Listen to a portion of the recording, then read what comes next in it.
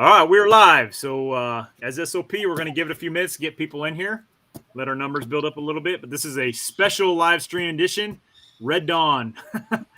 So tonight we're going to have a hypothetical Red Dawn scenario take place, and we're just going to have 6 guys talk about it and how we're going to work through this problem. So one thing I want to kick around while we wait on people to come in, obviously, I know the Rittenhouse thing is really big right now, and I know a lot of people are talking about it. And one thing I think we all agreed on is we're just going to wait to see what the verdict is, because once we get the verdict, then I think we'll have a better conversation. But right now, we just it's just going to be everybody agreeing over the same thing. So yeah, probably. But all right, we got 43. Looks like everybody's starting to come in. So I'm going to go around the horn, starting us off, and introduce everybody. Obviously, if you're tuning in right now, you're a subscriber of mine, so I don't need to introduce myself. But starting off, we got John.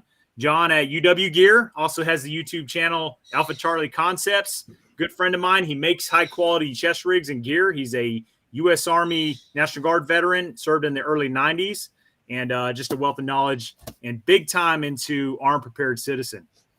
Next, we have Les.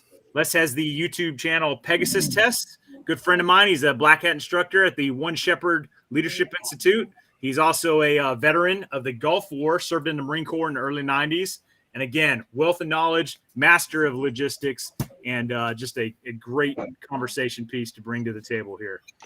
And it looks like I got one guy that's UA, so I'll skip over him and come back to him. Next, I got Chad. Chad's a good buddy of mine. We served together in Bravo 123 in Afghanistan in 2010, 2011. He was in 1st LAR during the 2003 Iraq invasion and also redeployed back in 2004 for the Battle of Fallujah. Great guy. He's a historian. He's working on his doctorate in military history and just a wealth of knowledge. I'm going to go back to Bruce here because he was UA on me. What were you doing, man? Getting some drink? Yeah, I had to top it off. Yeah. All right. So Bruce, no stranger to my YouTube channel. He's a good friend. He's an armorer. He used to be an aircraft mechanic. He kind of brings a civilian perspective tonight and just a wealth of knowledge. And you guys know me. He's just helped me out so much on so many things and just brings a completely different perspective to these conversations. I have a nice set of legs too. Yeah. I saw that video yet. The last but not least, we got the good Doc. Chris is a accomplished author. He's written many books on small unit tactics. He's a veteran of the U.S. Army, served in essentially the silent Korea War. Once after the armistice was signed, or ceasefire was really declared, that the silent war took place after that, all the way into modern day. That hardly anybody ever knows about. But what were you calling that? InGym Scouts, Doc? Yep, that's correct. InGym Scout. So, anyways, long story short, he's the original founder of the One Shepherd Leadership Institute. Wealth of knowledge, always brings a awesome perspective to the table. So that is our panel tonight, guys. And now that I've introduced everybody, I'll tell you guys what we're talking about tonight. So again, just to reiterate, the Rittenhouse thing, obviously it's a hot button issue right now. We're going to wait till the verdict on that comes in. But tonight we're going to have a hypothetical Red Dawn scenario. So if you guys seen the 84 movie, it's a cult classic. And essentially what we wanted to do is revamp that, paint this Red Dawn scenario for modern times and how we would react to that. So with that being said, guys, I'm going to introduce this situation here. So I'm going to essentially give you the road to war brief here, how we're leading up to this hypothetical Red Dawn scenario.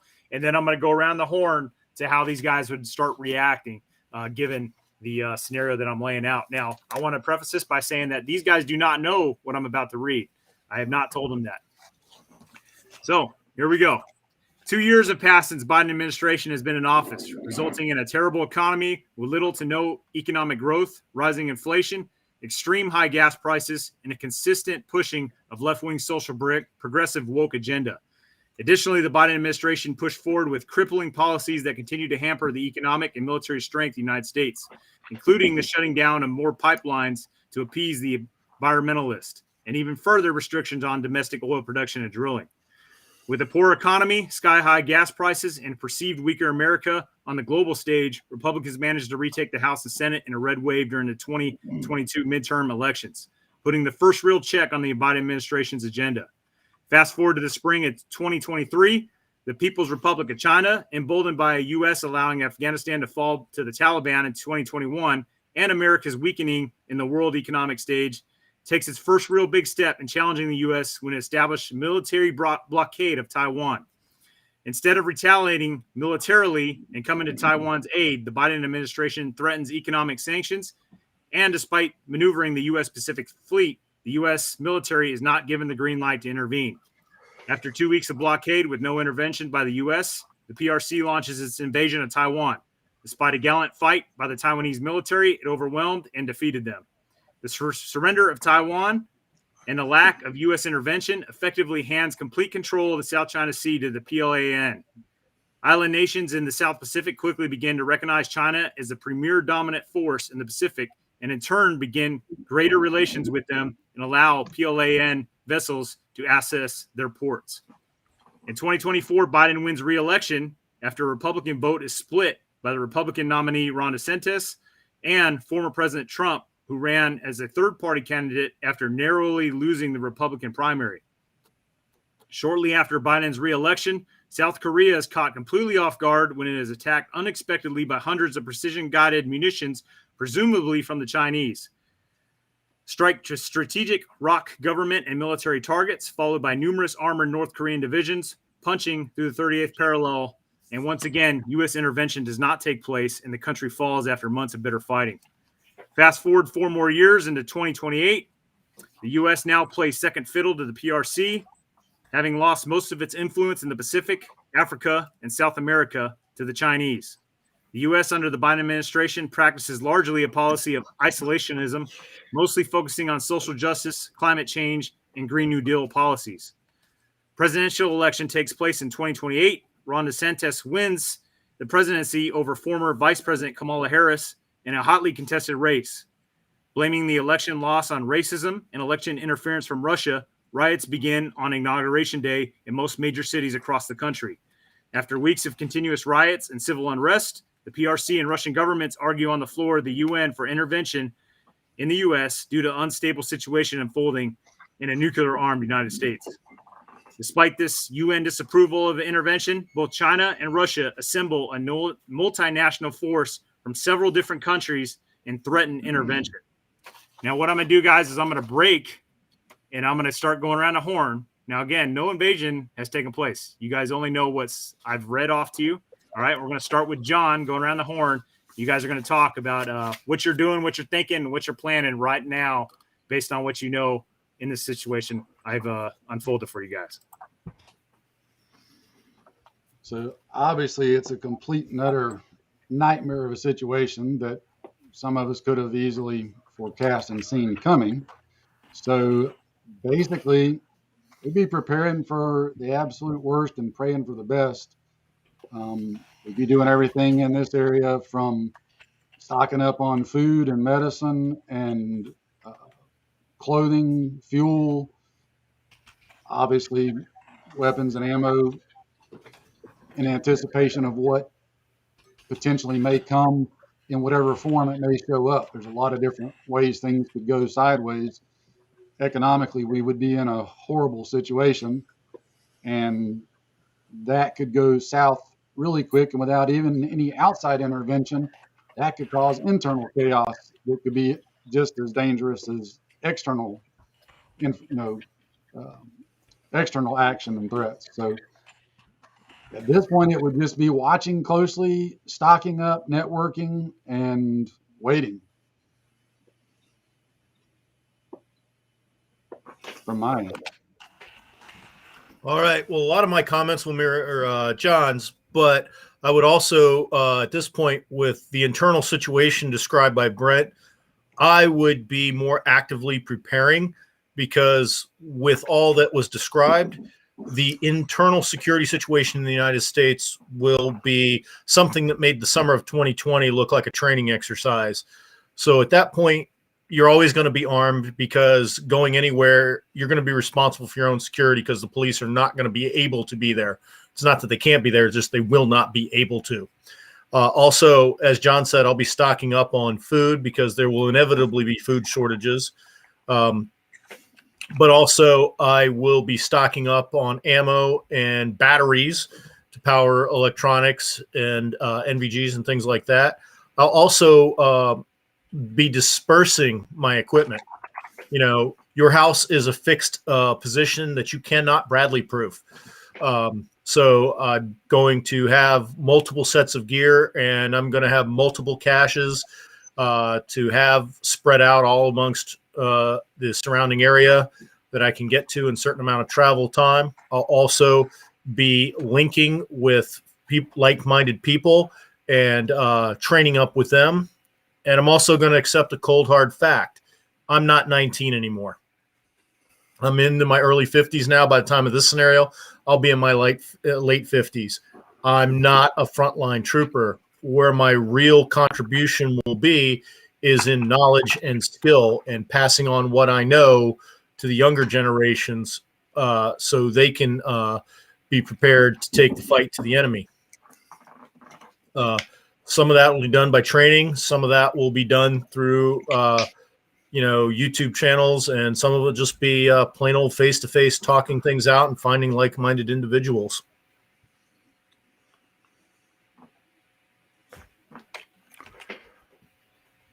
Hey, Bruce, you're muted, buddy. Got it. How about now? All right. So I know that it would be a bit of a slow burn. We'd have a warning leading up to this for sure. And watching these other countries fall, and really our countries in action, because we are becoming an isolationist country rather than being proactive and going out there and defending freedom in other countries when we can. So with that slow burn going down and seeing the tea leaves, if you will, also preparing here at home, there's not a lot I would necessarily do different between really my preparations for what we were going through last year. Was sort of a good test of what I'm doing here at home. Stocking up on food, stocking up on water, stocking up on the things we need. Obviously, as far as gear and equipment goes, I'm constantly monitoring that, but I'm in very good shape there. In a lot of ways, I'm in too good a shape, because as long as I'm at home, well, that's great. But like Les said, you can't necessarily stay in your home. It's not Bradley proof. So at the point that you've got to step out, you can only take what you can take, which is there's only so much you can take. So, and you can only carry what you can carry on your person. And that's a relatively light load for me. I too am getting a little bit older, a little long in the tooth, and I'm not in the shape that I was once in. So much like Les, I would either offer my services in the rear lines if they felt that I was useful there. And if not, put me on the front lines, and I will go down like a true American. Okay, I'm not going to beat a dead horse. A lot of what's already been said is what I would do myself. Beans, bullets, bandages, and bad guys. After the scenario, I'd probably start prepping at 2024. Things going downhill at that point.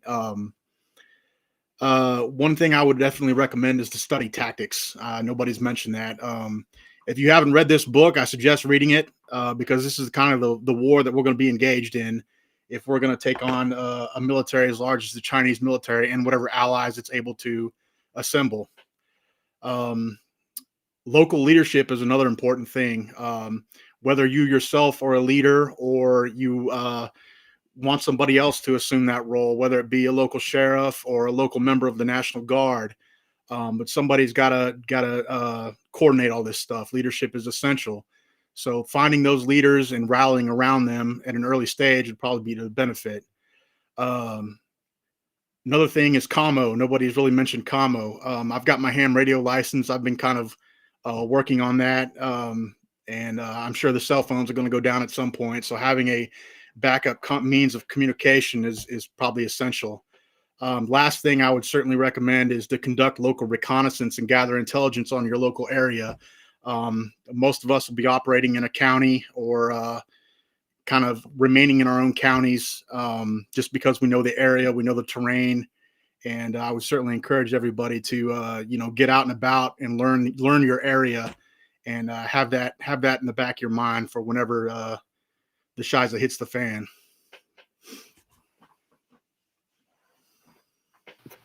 Yeah, all right. So, that was a lot to take in, and I'm listening to the others, comments. One of the things I want to get a fair assessment on is the inclination of the United States government. What the road to war we've been read thus far has seen that a distant ally, but nonetheless an ally, which is Taiwan. They've been more of an economic information ally.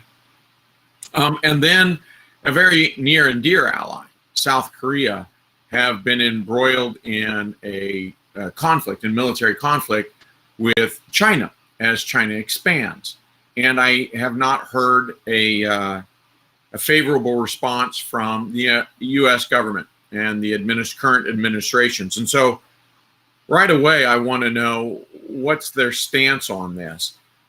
My take is that that currently our government isn't fundamentally opposed to totalitarianism.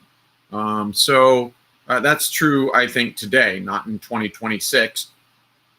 But right now, today, I don't think our government doesn't seem fundamentally opposed to totalitarianism, to an oligarchy.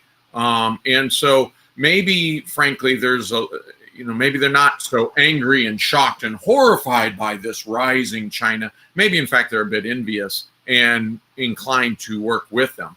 And I bring that up because what you do next is really predicated on what tolerance your government's going to have.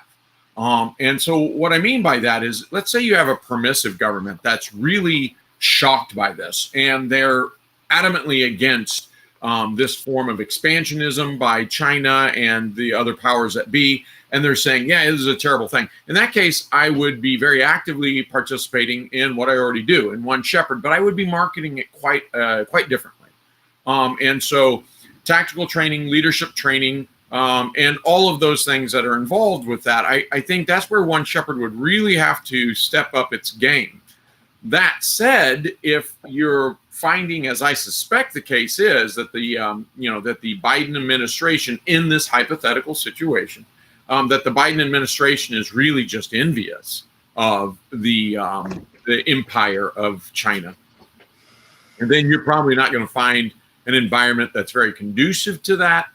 And so I think what you have to do now is start to look for a place on this earth that you can protect yours seriously. And whether that is, up in the mountains of the Rockies, or whether that means moving to Canada or running to Brazil, for crying out loud, who knows? But you really do need to look at a place where you can feasibly, where your family, where your friends, where you can make a stand, because if the political environment isn't good here in the United States, you're not going to be allowed to make a stand, and you're not going to be allowed to prepare for it. So this would be some of the things I would be considering at that time.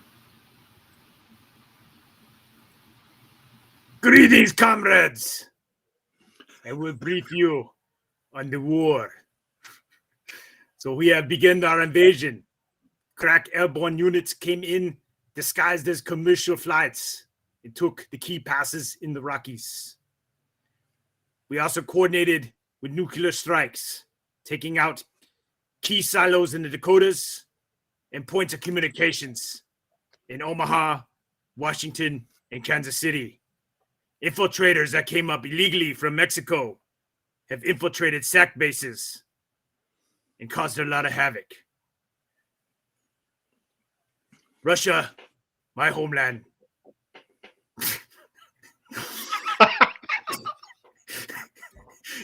have reinforced with 60 divisions from Alaska, pushing in from the north.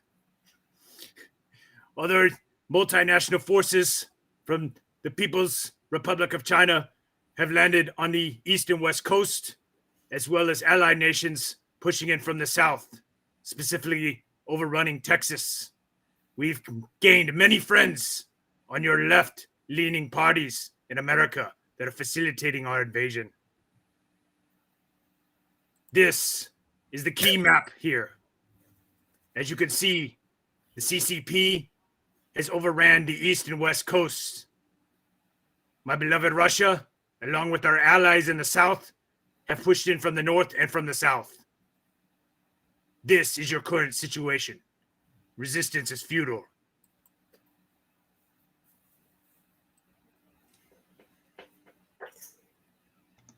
Resistance is far from futile, my good comrade. We're already conducting observation drills and reconnaissance on forces in our area and are waiting for the opportune moment to do what we do best.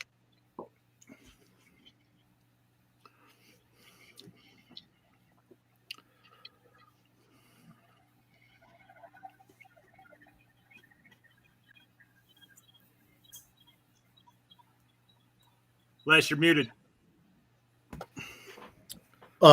Luckily, when the enemy showed up and began their strikes, I was out of town because being this close to a primary nuclear target like Washington, D.C., I would be vapor now. But having caches all over the country, I have gotten to one. I've geared up and I've retreated to the central United States and to begin forming groups and training patriots to fight back.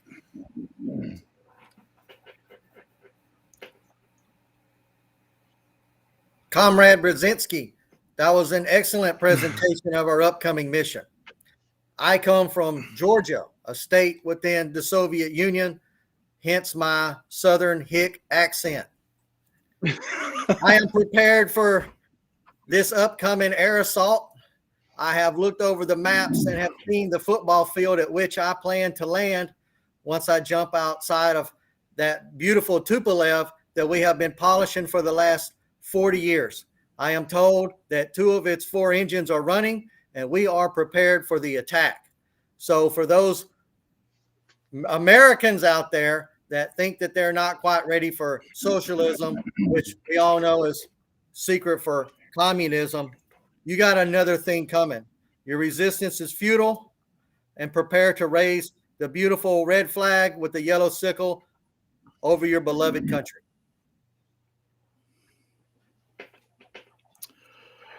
Well, comrade, here in Tennessee, we don't tolerate communism.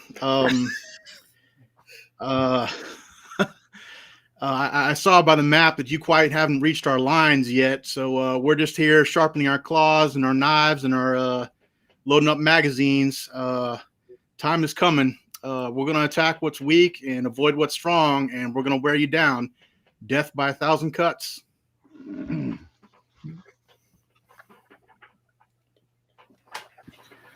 Well, there's obviously going to be a fashion change. Looking at the map, I'm predicting more camouflage and lots more black berets, bit of splash of red here and there. So I think the thing here is that when you look at how quickly, first off, that the East and West Coast capitulated to the totalitarians, to the, yeah, that's the best way to say it. I mean, we can call them communists. That's just one form. But that wouldn't surprise me that much. It wouldn't surprise me for multiple reasons. So that's a done deal. And it looks like they've punched in pretty heavily from the north and from the south, so a bit of a pincer movement. Here's the thing. I wouldn't take to the hills yet. I would recommend a fashion change. I would recommend looking like you do agree. And, I think in 2028, you don't want to be thermal and detection and everything else. I wouldn't want to dig a hole that deep in the mountains. So I would recommend going into your committee, political action committees, going into the first stages of your insurgency, which is to form into cells and start talking to each other and start setting that up. And then start direct action raids, direct action attacks and assaults on the soft targets. And so as they come through and come past. So I think that's a thing I would say, man, that was really fast. I did not expect to lose that much of the country that damn quickly. But if that's the case, you know, let's find them where they're weak, and let's start looking at that specifically. All right, my turn. Oh, I still got. Hold on, Doc. Say something for a second. All right, something for a second. I could hear you fine.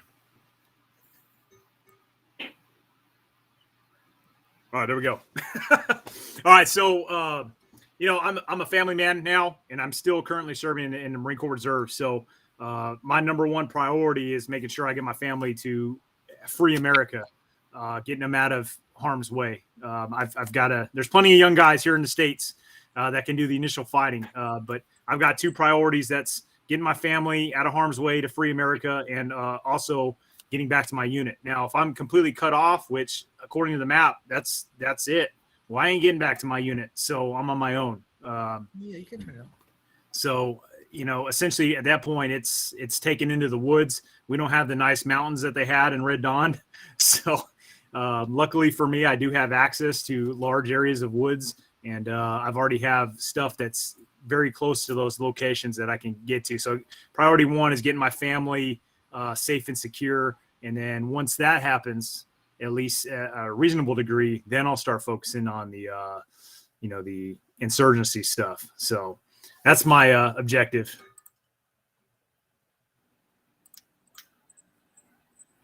All right, guys. So that was the first round, the horn. So right now I'm just going to kick it to an open floor. We've all discussed what our initial actions are going to be. What you guys got? Go ahead, John. You know, I think everybody gets too wrapped up in the full frontal assault, the old school, hey, diddle, diddle, straight up the middle approach, and all too often overlooks the guerrilla approach.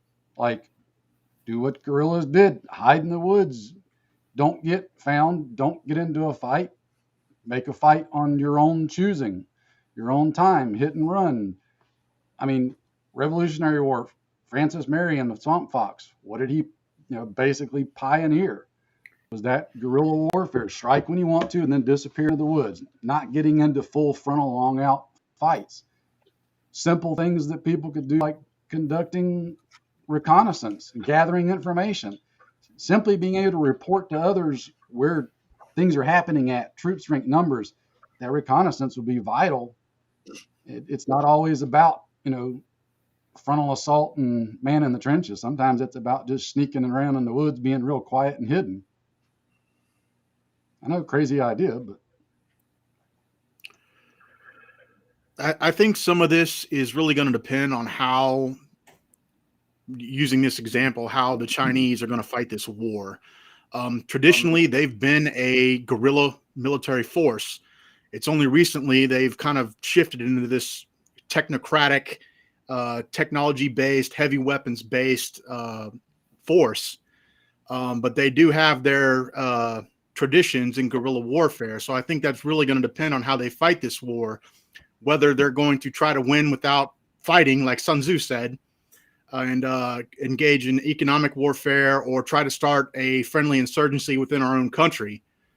We got plenty of Marxists in this country that would love to see China take over. And I'm assuming they'd be friendly to Chinese invasion. So it really depends on how the Chinese are going to approach this. Are they going to use, mass conventional forces, or are they going to do the hybrid style warfare where they're going to have, their own insurgent forces along with conventional forces? So I think it really depends on what they're going to do. I think that's a great point, because we've got more than enough Tories here right now that would actually side with them and help them. Probably more so than at any time in history since the Revolutionary War. And you can't discredit all those people siding and wanting them to come in. Just like my buddy Derek said in the comments, that kind of backed up what Chad was saying. There's so many actual communists in the big cities. It's not a stretch to think that tons of major cities across the country could fall willingly. Like, hey, please come on in. It wouldn't be a fight. Yeah, and that's something to consider. And it's a very good point. I really like what you said there, John, about doing things the way they were done in the Revolutionary War and guerrilla warfare. That's exactly where it would take us. And I live near the big city of Dallas. And there's without a doubt, I mean, we have already confirmed that there's a movement of people that would certainly think that they want to lean that direction, at least with those ideologies, and support that. I also think there's a big group of Americans that are just young and dumb and think that they support some type of anarchy, anything other than what they've got, not realizing how bad it would be and how good they have it now. That's sort of one of the downsides to being born in this country and grow up in this country. You don't realize how bad it is in the rest of the world, or 98% of the rest of the world anyway. So you don't appreciate what you have here. And I'm fortunate that, yeah, I grew up in this country, but I've studied enough of history in other countries, and not just history, but current events, to know that I'm very fortunate to be in this country. My family's very fortunate to be in this country, and that this isn't just we didn't become a great country just by happenstance. This was a lot of sacrifice and a lot of work through a lot of Americans over the last couple hundred years since we were founded. But that being said, I do agree, John, that the guerrilla warfare route would be the way to take, certainly for someone like me, monitoring the community, find out who those Tories are, and dealing with those Tories on an appropriate level as we can. That would be a big contribution to the fight outside of large military operations that we could do on almost an individual level. Right. That's a good point you raised, Bruce. I mean, you look at what's being taught in some schools and going up. I mean, if people are growing up, learning that, hey, America's bad. Look at our history, this, that, and the other. They focus only on the negative stuff, right? And then you have segments of the population that are growing up learning, oh, they've just been repressed their whole life, and America's bad at this, that, and the other. And then, who's to say if something like this were to unfold that they wouldn't be, like, hey, you're our salvation. You're welcoming us from these bad people. What country was it that when the Nazis rolled in, that they were like, at first greeted them as heroes? Because a big part of Russia was like that. A big part of Russia was like that. Ukraine was like that. They very much welcomed the Germans. That's what I was trying to think of. Yeah, they were like, oh, you saved us. The Russians are so terrible, and then it's like, so I could absolutely see something like that happening with, what you see on the news all the time about America. Oh, we're just this big bastion of racism, despite thousands of people trying to come here from all over the globe. Yep. Yeah, absolutely. I mean, different people do different things. If you look during World War II, like in the case of the Dutch, a lot of people there welcomed the Germans, not only during the invasion, but once the Germans were occupiers, they were more than happy to cooperate with the Germans. Same in France, Vichy France. Not only did they cooperate with the Germans, it didn't get much resistance from the inside, despite what we learned about the Maquis. Most of the Maquis were doing their stuff. What little they actually did in the German-occupied northern part of the country, in Vichy, it was just another day. Most people didn't seem that upset about it. Yeah, I think that's right. I think a lot of people just want to live to the next day, particularly when their families are at stake or anything else. One of the things that helps with this is to, if you get a chance, pick up the tiny little booklet called How Insurgencies End from the RAND study group, right? So the RAND think tank. And I think you can pick that up for free. But anyway, it studies something like 89 different insurgencies over a several hundred-year period. I want to say something like almost a dozen of them haven't even come to a resolution. But it looks at a whole lot of data points and starts to say, how does an insurgency end? And it dispels some myths. One of the myths that it dispels is that time is on the insurgent side. Now, that's certainly true in some cases, but by and large, it's not. Time is on the government side or the invader's side is the reality, okay? So that's one thing to keep in mind. And I say that because your guerrilla insurgent militia group plays a long game. And that's a good thing. It plays a long game, but in order to be successful, several conditions have to be met.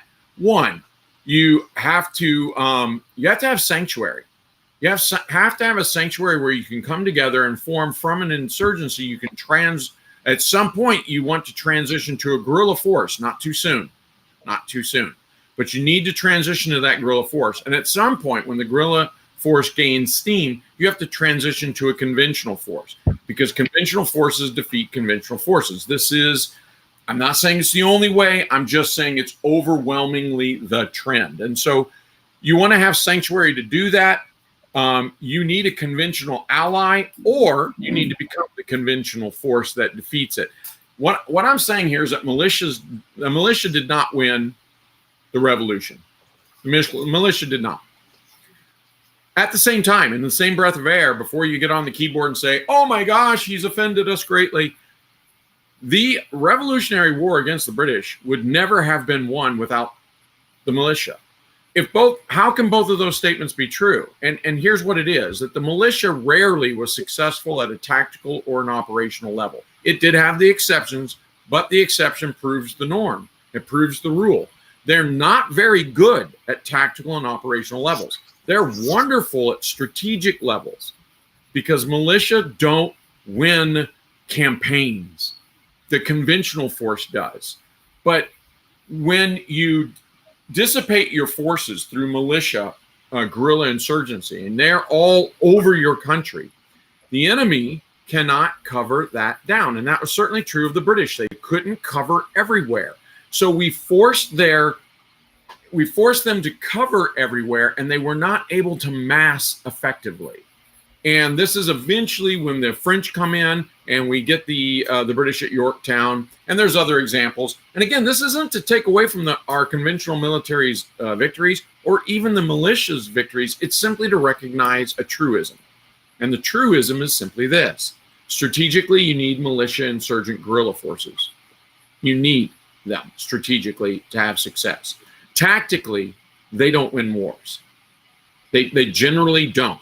It is conventional forces that win wars. So you either transition to that conventional force, such as in Cuba in the 1950s under Castro, or you pull them in, such as the French at Yorktown here in America. And so this is true time and time again. All that said, you are playing a long game, and you're playing a dangerous one too, because the longer you wait, chances are the more it's not going to end in your favor. You are playing a long game. Very few guerrilla actions knock out an enemy force. But when you find the opportunity, you have to be quick to transition. And you look at Switzerland against the, was it the Prussians?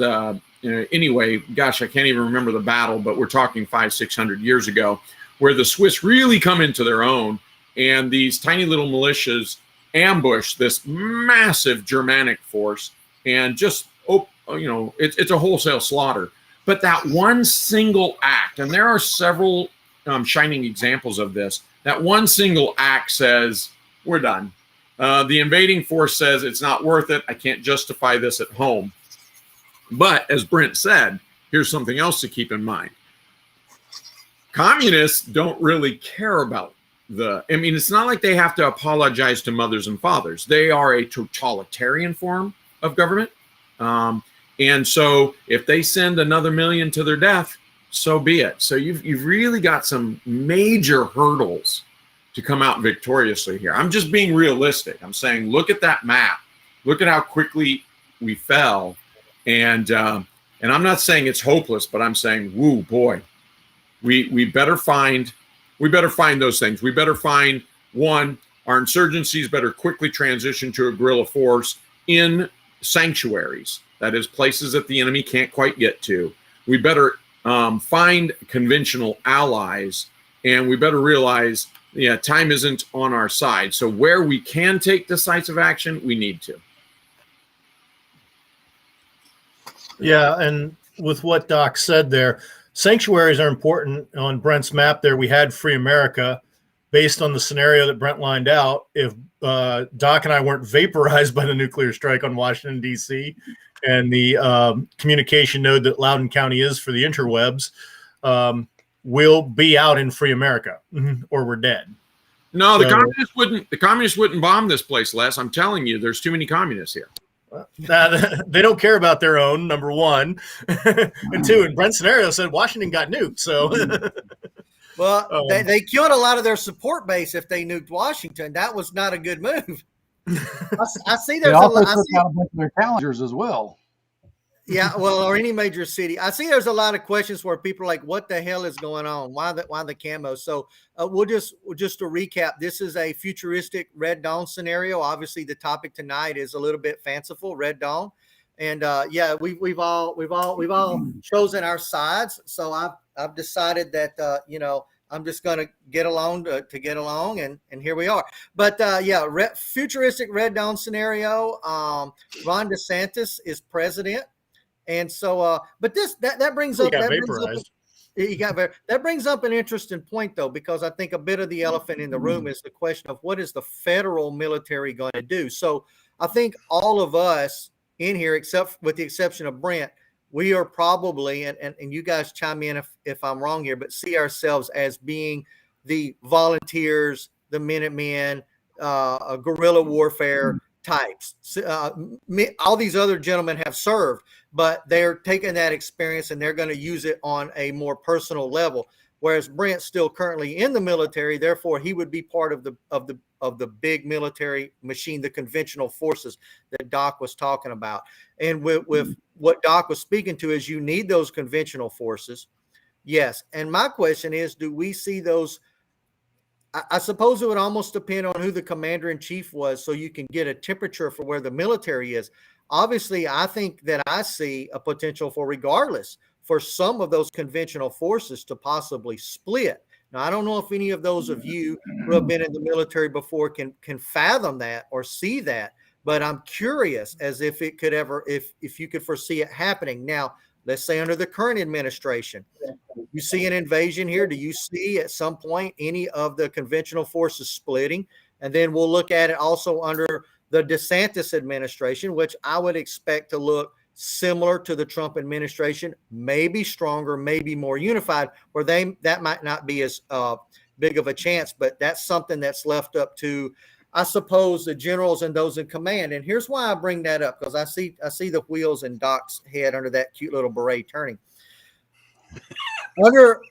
Under Trump, we had generals that were going back and forth and that were saying, hey, look, if Trump makes certain moves, we're not going to allow him to make those moves. We may out him for making those moves. We may prevent him from doing that. No, China, we won't attack you. We'll let you know before that happens. So that's a little bit. I don't think that what I'm proposing is any more fanciful than me sitting here in my Russian uniform, imagining myself jumping into high school football fields. Yeah, Bruce, what you're saying, that could probably be its own live stream, just because the depth that could go into. Like, one major question: where's the fleet when this happens? If the fleet is deployed, it can go somewhere, and it depends. Literally comes down to what each battle group's commander believes about what the ships will do. What about our forces in foreign countries? We have a lot of forces in Germany and Japan. Under this scenario, we're going to assume the ones in South Korea were wiped out. But yeah, what are all the ones we have in NATO countries doing? What are the guys that we have in Japan and Okinawa doing? Because if you're a Japanese government, for example, South Korea is gone, the U.S. is invaded. You're going to do one of two things. You're either going to make some overture to the U.S. forces that are left behind in your country to integrate them into your defense, or you're going to want to get rid of them real damn quick. One of the two. And sending them home isn't really going to be an easy option. So that goes for your deployed forces, mainly the fleet, but you do have significant Air Force and Army formations overseas. Internally, I can't imagine that the Soviet and Chinese forces coming in aren't landing on the main bases. Fort Bragg, Camp Lejeune have got to be a major target. Same with Camp Pendleton and the Army bases out there. Fort Ord, whatever the one is out in Colorado, I forget the name. The area that's Free America on the map there doesn't have many U.S. forces in it. Matter of fact, the majority of the units in those states are Air Force. Yeah, that's one of my questions, Les, is what's the status of U.S. forces? And I want to know that because, again, we need conventional forces to win. So I need to know how long of a game am I playing? Again, as a militia guerrilla, I want this to happen on an expedited timeline. I want to speed things up if I have sizable conventional forces. If I don't, we're going to have to slow this down and take a higher risk. Oh, and so, yeah, you're right. I'm looking at the 4th Infantry. I'm looking at the 82nd, the 101st. What happened to the 10th Mountain? What happened with Texas? I assume, 3rd ID and 1st Cav have retreated into Oklahoma, Kansas, Nebraska, that sort of area. You need to know that. And I don't say that as a militiaman, I want to go link up with conventional forces. If there's one thing I've learned through history, it's that the conventional forces haven't a clue how to field militia forces, and vice versa. Militia don't even understand, hey, what's so important about a uniform? Like they don't have it's not that they don't have intestinal fortitude. They're very smart and they're very brave. It's that they don't have the personal discipline or unit discipline. It's so rare to see them take the fight to the enemy. Like I said, they both offer very, very different attributes. And as a militiaman, I wouldn't want to fall under a conventional command that didn't understand what we brought to the table. Because to them, we're just cannon fodder. And that's where you see militia time and time again fail on the battlefield, is when a conventional commander doesn't understand what he has. When he doesn't understand what he has, he's like, they're more cannon fodder. And they're not very good cannon fodder. Well, all right, but give us a chance to be your guides. Give us a chance to be, your communications. Give us a chance to be your intel, because we do that brilliantly. I'm not wearing a good guy hat. I'm wearing a bad guy hat. I can camouflage and look like them and go much deeper than you can in your MRAP. Okay. And so I think in those rare moments in history, when conventional commanders understood the value that irregular forces brought to the battle, you see a wonderful blending, but that is a rare thing indeed. So, but I do want to know their status nonetheless. I need to know where they are and what their status is, and how I can protect them, and how we can, facilitate their success. Because that's what we are. As militia and irregular forces, we are shaping operations, as we should be. Let me introduce and inject here. The only thing you know is that the chair is against the wall and John has a long mustache. That's all you know. Well, since I know that, to what Doc said earlier about the phases you have to go through, to being essentially a force and being to being a guerrilla force to being a conventional force, I think one of the grand examples that would fit this scenario is what Zipra and Zanla did over in the Rhodesian Bush War. Because they had sanctuaries in Mozambique and Zambia, they could go in, they could get in their fight with the Rhodesians, come back, lick their wounds, recruit, reform their units, and go back in. And every time they went at the Rhodesians, despite some of the incredible victories the Rhodesians had against them, Zanla and Zipra always came back bigger, stronger, well-equipped.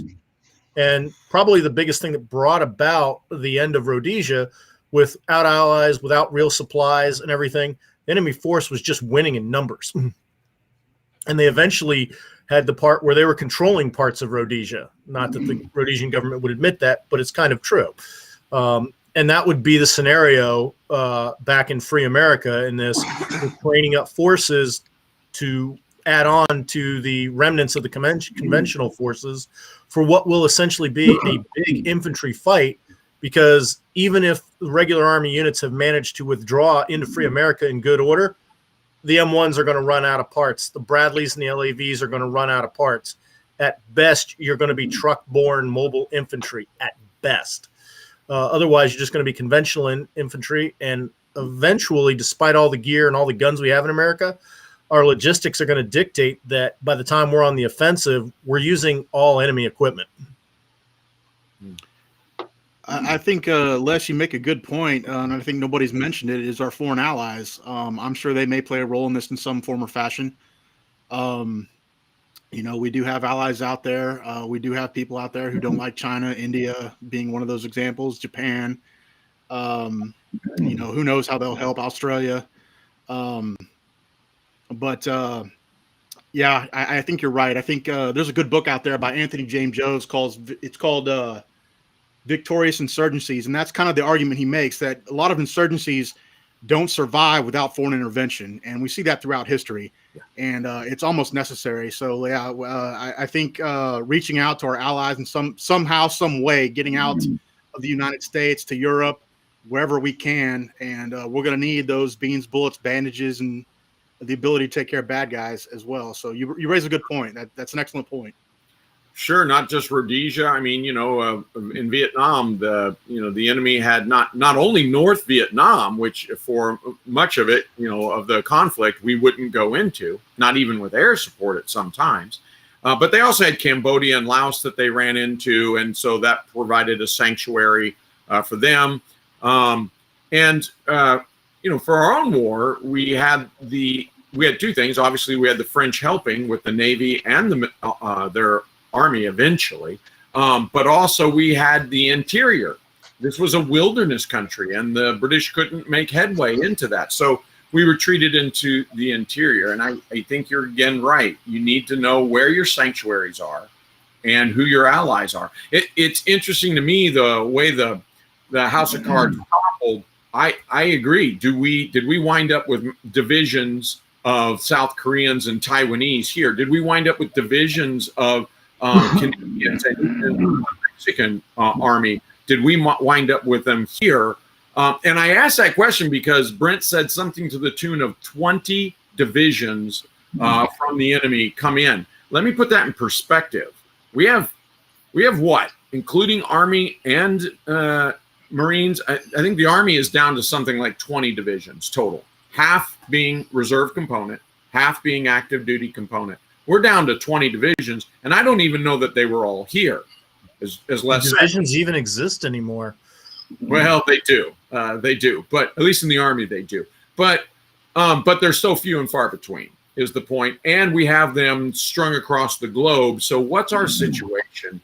And I get that Brent says we're not gonna know, but once again, this is the great thing about being militia and irregular forces. We can start talking to each other. And that's when communication is one of the first things we want to be able to set up, even if it's passing notes. Let me point out that with all the technological solutions, including spy satellites and everything else, and UAVs, in Somalia in 1993, Hadid hid from us by using smoke signals from burning tires, landline, field phones, and runners. That's how we couldn't find him. So two little, one wrinkle and one point. So yeah, this is why, exactly like what Doc was saying, as unconventional forces, I personally wouldn't want to ever get rolled up with the conventional forces. I would rather stay autonomous and independent and provide intelligence, whatever, because I would know my area better than anybody else. So I would know where all the rabbit trails and hidey holes are at. I would know how to sneak around and do stuff, provide information, do things on my own terms, and not get rolled up as cannon fodder. But secondly, so the wrinkle, as far as foreign countries go, I think we also have to entertain the idea and ponder, without the U.S. as the stabilizing force that we are in the world, how many of our allies internally would fall into chaos under that kind of situation if we suddenly weren't that big stabilizing force? So could we rely on allies for help? Not necessarily for want of help, that they wouldn't want to, but would they actually be able to, or would they be dealing with so much internal issues that they wouldn't be able to provide help? I don't know. That's something that I've always pondered in the back of my head, just how destabilized things could come without us as that constant factor in the equation. That's Yeah, you bring up a excellent good point. Yeah, there's a documentary on Netflix called "World Without Us," World Without You.S. And it goes into 3 historical scenarios that if America hadn't participated, and it kind of backs up exactly what you're saying. Yeah, I mean, you think about all the situations around the globe that are being, stabilized just because of the threat of U.S. intervention. We're emboldened in World War III. Those countries and actors, involved in those situations are going to be like, yeah, they ain't coming. They ain't intervening with this. They got their own problem going on. So, oh my God, yeah, it would be a whole world on fire. Let me throw into that. So you have like the stability of empires is what we're really referring to here. And it's not just U.S. influence, but it's other, it's China and Russia. Look, they have people on their borders that want to fight too, but China and Russia don't want the instability. So they're going to, no, you can't do that. Moreover, when you look at places, let me say this, United States foreign aid. And primarily, it comes from everything. It comes from Department of Education to Department of Agriculture, Department of Energy, but primarily, and Department of Defense really does. So it's foreign internal defense, but it's still nonetheless foreign aid. Primarily, it comes from the United States Agency for International Development, USAID, which is a sister agency of the Department of State. And the 1% of our federal budget that we spend on this, which comes out to something like 55 I think it's 55 billion a year. That stabilizes so many places in the world who are experiencing either a man-made disaster or a natural disaster. And I'm actually singing its praise right now because it's a mere 1% of our federal budget. When that goes away, that famine, that earthquake, that civil war, that pours out everywhere. So it isn't just that our military is in the Middle East and keeping people from fighting each other that traditionally want to fight each other, or Eastern Europe, or Eastern Asia, or Central America, or wherever it is. It's not just that. It's that when we're attacked, all U.S. aid, all U.S. foreign aid, it vaporizes. Gone. And holy crap, China and Russia are going to have their hands full watching one brush fire after another, watching the world burn. So I think realistically, we have to look at that and we have to include that. Now, I would assume that for the short run, they would have a plan in place saying, hey, we better give these people rice. Yeah, we better give them rice and we better give them fuel and we better try and stabilize that in the absence of America.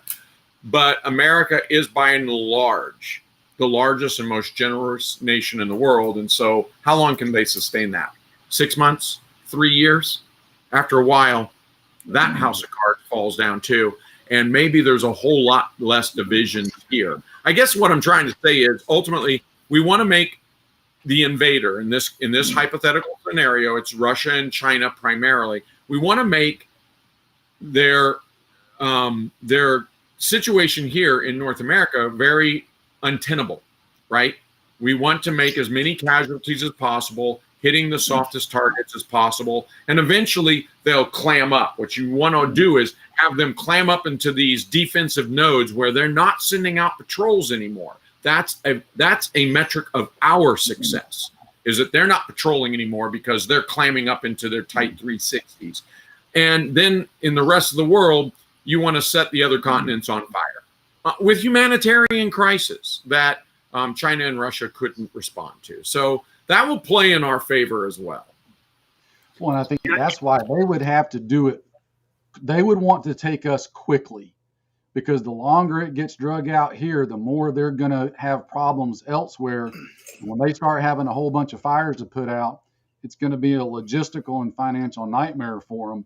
So that's why unconventional forces here, again, people have to remember, you don't have to win a bunch of fights. Every day that you're still alive is a victory, because they still have to take you into account. They still have to plan for you. They still have to prepare for you. They still have to account for you.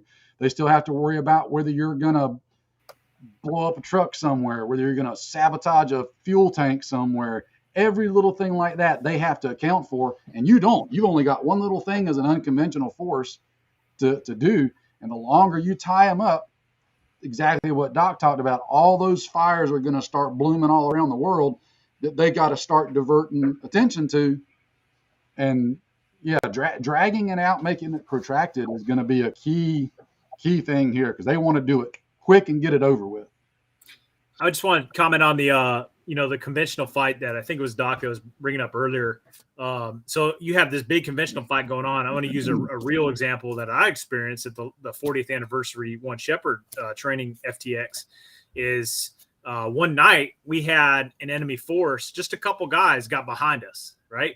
And the next, we were supposed to launch an attack first thing in the morning.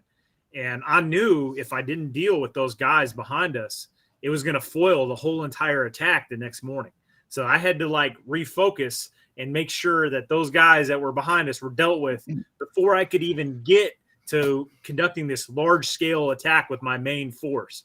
And that's what would be on a grander scale. That's the importance of, rear guerrilla actions taking place and partisan actions is, if you're trying to conduct, operations forward and you got little guys poking at you in the rear, it's going to cause massive issues. And that forward fight might not be able to be conducted or be successful. And just like Doc was talking about, it's probably going to end up clamming up, trying to focus on that rear echelon forces. But then guess what? The main force is making drives and gaining success by moving down. So, and Brent, in that scenario, if it was just one or two guys, how much of your time, attention, and forces did you have to devote to just those one or two guys behind you? It was a showstopper. I mean, because like I said, those two guys, I didn't know. I don't know. They could have radios. They could be radioing back to their higher. Hey, they just stepped off. They were occupying this defensive line, and now they're all gone. So they're obviously making their way to conduct a large scale attack. And now my assault force is walking right into an enemy prepared for our attack. No surprise, they're waiting for us. So, like I said, it was a showstopper. It was a showstopper. I had to deal with these just couple guys, right? And I had to take my eyes from forward movement, forward thinking, to taking care of my problem behind me before I could even conduct that operation forward of me. Yep. Again, eyes and ears. Just as unconventional forces, just relaying that kind of intelligence makes you a serious problem for a conventional force. And even like Doc was saying, dead drops. People have forgotten about dead drops. There's all kind of ways to defeat technology going old school. You just got to do a little thought into it and research it a little bit. Yeah, John, I think. I'm sorry. I was just going to say old school. That was a point that was brought up, or I thought about earlier, John. And you're absolutely right. When you're in flip flops and you've got slingshots, it's very difficult for a conventional high tech military to deal with you. If you're flying around in biplanes, how do stealth fighters deal with biplanes? I mean, you just roll. Our military and most modern militaries are really designed and funded to defeat the latest and greatest threat that's out there, the most technologically advanced threat. When you refuse to play by those rules and you show up in flip-flops and a man dress, that's extremely difficult for them to deal with. They are just not prepared for that. They don't train for that. They're not ready for that. And that's always been the case. And I think that the more technology goes along, those that are prepared to fight completely without it and survive completely without it and not depend on it are in a much better place than a normal conventional force that your adversary has trained to defeat. Well, and think about a big part of them. I think it's safe to say every state in the continental United States, there are hunters, right? If you took one person that was a hunter and you've got a conventional military force, it's his local area. He knows the woods, knows the terrain, and he takes one shot from 300 or 400 yards away, 200 yards away, from a position of concealment, hits one person. Doesn't even have to kill him. Just one shot hits one person, and then he disappears. How much time and resources for the next 5 to 5 days are they going to devote to that one shot that he fired? It's going to be a lot. John, John, you make an interesting point, but I want to expand on it a little bit. You know, if Clausewitz said that war is politics by other means, the political objective is always supersedes the military objective.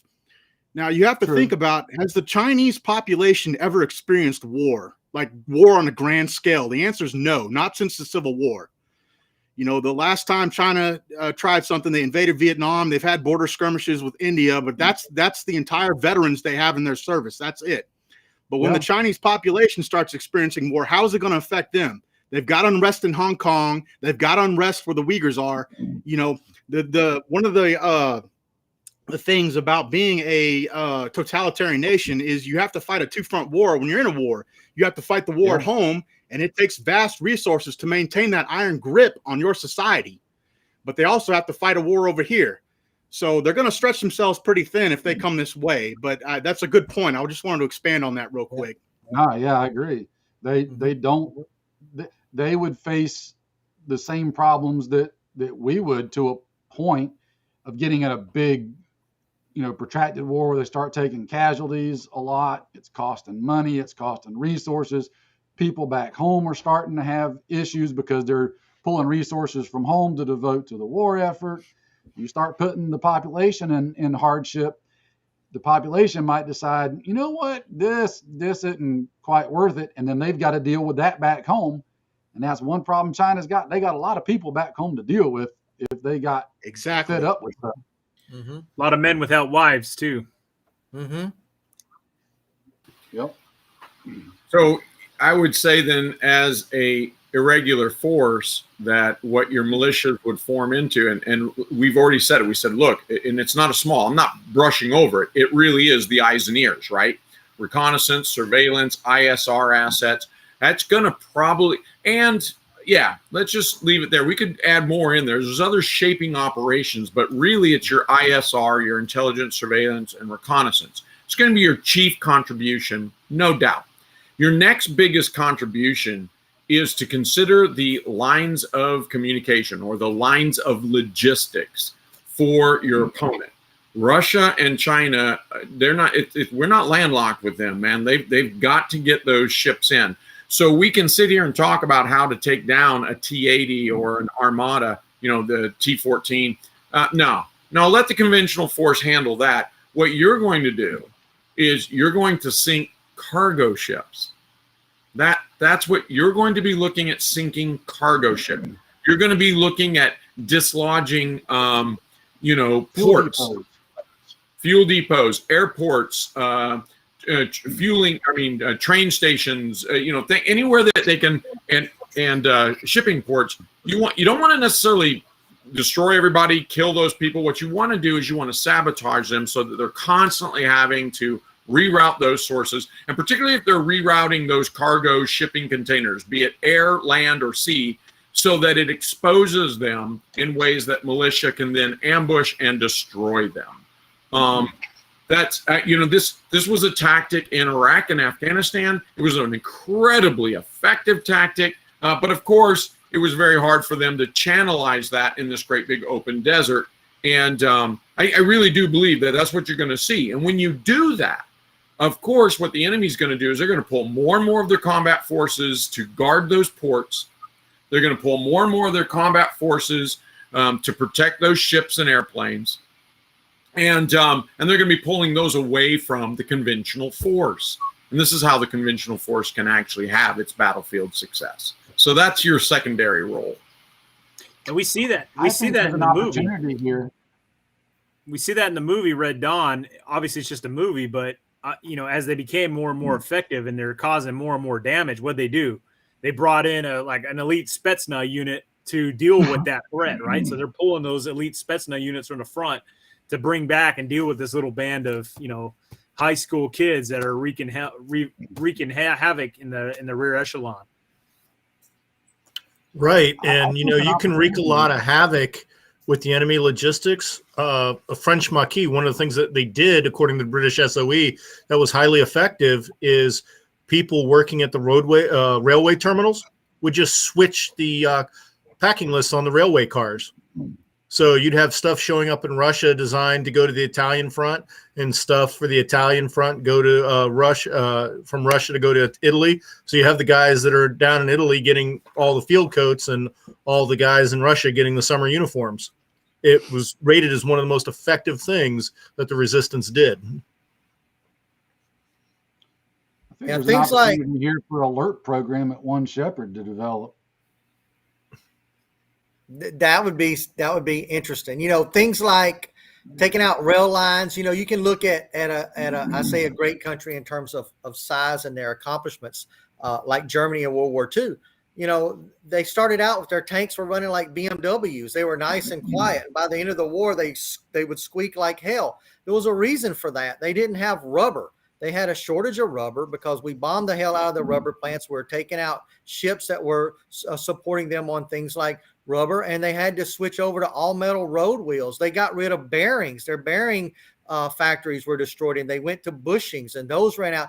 Small things that seem somewhat insignificant like that are hugely significant when you're talking about a large conventional force that's trying to constantly replenish its military and upgrade its military. Synthetic fuels, synthetic oils, the Germans developed that. It wasn't because they were ahead of their time, they were super smart. It was because they couldn't get regular fuel. Nitrous oxide being injected into fighter plane engines. It wasn't because nitrous oxide was better. It was because their fuel was so shitty, they had to inject nitrous oxide in it just to be able to compete with the fighter planes that we were turning out, because we weren't dealing with those problems and they were. Now, that's a historical example, but it applies today too. And it's something that not only were conventional forces doing, but under the radar, you had partisan forces doing all over Europe. They were blowing up railroad tracks. They would find out, hey, there's a factory over here. This factory does something with rubber. What if it burnt down tonight? Oh my. And then it would burn down. And then all of a sudden that created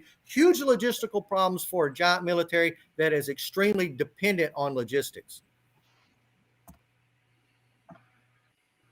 Well, again, think about things as simple as, and it may sound minuscule, but one of my uncles dealt with this in World War II. Something as simple as large potable water tanks. If you suddenly poke holes in a bunch of those and start causing issues with potable water for an enemy unit, that's a huge deal. That's a huge deal. My uncle had to deal with that in World War II and setting up big, huge water tanks for the troops as they move forward into Europe, and used to relay a story to me about how absolutely ticked off he got when a random ME-109 flew by one day and strafed their tanks with fire and poked holes in them.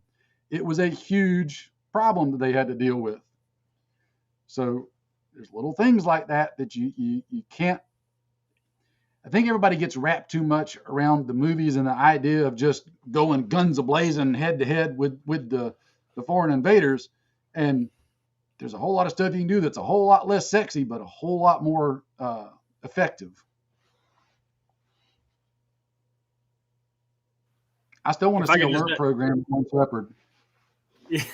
I want to comment to one of the guys. He said from Russia with hate. I had to make a scenario to get America invaded. Okay, so it's not that any of us here have anything against Russia. Maybe the Polish do, and some other countries do, like the Ukrainians. But in all honesty, I thought we should have been working more handedly in Syria together. And we were both killing terrorists. But anyways, long story short, I had to make Russia an enemy here to make it more believable that the United States was going to get invaded with the help of the Chi-Coms. So, yeah, I saw that. I saw like from Russia with hate, from Serbia with hate, all this. I was like, okay, guys, it's fictional. Yeah. It's the future. And if next week he comes and he says, hey, we're going to do Jurassic Park, we really, really don't hate velociraptors. We don't. We think they're cool. What did you say? What did you say, Doc, the other day? Suspension of disbelief. That's it. That's what this calls for. I mean, it's required tonight. That's right. Sometimes Brent will just come up with an excuse so we can break out our awesome Russian gear and play dress up. And when I heard that was what he was going to do tonight, I told him, I said, I'm in. I mean, Right. you know, there's a lot of serious stuff going on in the world. It's okay every once in a while just to chill out and have a laugh. Doesn't mean you're ignoring all the serious stuff going on. Just means you're still living. The reality is that Brent called me up and he's like, "Hey, do you think this will piss people off if we say China and Russia?" And I said, "Well, what are your other options?" He said, "Well, I was going to go with Canada, but I think they're really angry with us right now. They might be wanting to invade." So I said, "No, don't. Let's not talk about the Canadians. Let's go with the Russians and the Chinese." So You remember you remember the Texas YouTube star causes Canada to invade. yeah, right. If you guys, and I know this is going to be blasphemy, bringing up the second Red Dawn, which we were all utterly disappointed in. I think we can all agree. It wasn't that bad. It was terrible. It was terrible. But its original premise was going to be China invading the U.S. And China threw a damn fit about it, and Hollywood capitulated and made it North Korea or somebody that doesn't have electricity. Anyway, it would have been better had it have been China. I think we all saw right through that. I mean, come on. Yeah, they didn't even change the uniforms. They're still wearing Chinese PLA uniforms. The budget was small. I think probably the biggest problem that the six of us had, and maybe chat will agree, was that, in the first Red Dawn, you had these dirty yet completely cute and doable girls, and then in the next one, it was like a bunch of dudes without shirts, and we're like, what happened? I don't know, man. I still think the chicks in Tomorrow When the War Began were way hotter. I'll have to watch that one. Australians, so I'll only speak for myself, but I set my standards low, so I'm never disappointed. Hey, I want to go back on topic here, and let's talk about what would you do with these collaborators, these American collaborators, if they're working with the Chinese. Like, so you had in the original Red Dawn movie, you had like the mayor, Daryl's dad, I think it was, working with the enemy. So what would you do with them if you captured one? I think there's legitimately only one thing you can do. Yeah, the militia can't deal with prisoners. I mean, except under extreme circumstances. Colonel Rowe's experience being a prisoner of the Viet Cong was a very rare thing. Most of our other POW stories from Vietnam have people being up in the north, mainly fighter pilots. Guerrilla force can't keep prisoners for long unless it's just to take them back to their area of sanctuary. So unless you capture somebody who you think has great intelligence value, you're probably just going to have to off them right away. Yeah, I would have ditches dug and then fill them. Pigs got to eat too. I don't know. I don't know about that. I mean, let's think about this in the long run. In the long run, I could be convinced that violence against non-combatant collaborators might be a solution. But you're going to have to give me some really good historical evidence there.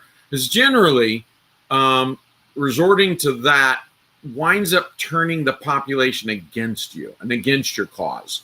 And so that, there's more than just the humanitarian in me, right? The Christian that says, oh, it's wrong. Yes, I'm going to own up to that. That's one thing I would say, is that these people are trying to cope the way they can cope. They want to be on, quote unquote, the winning side, not because they want to say, yeah, but because they're thinking about their kids and their grandkids, right?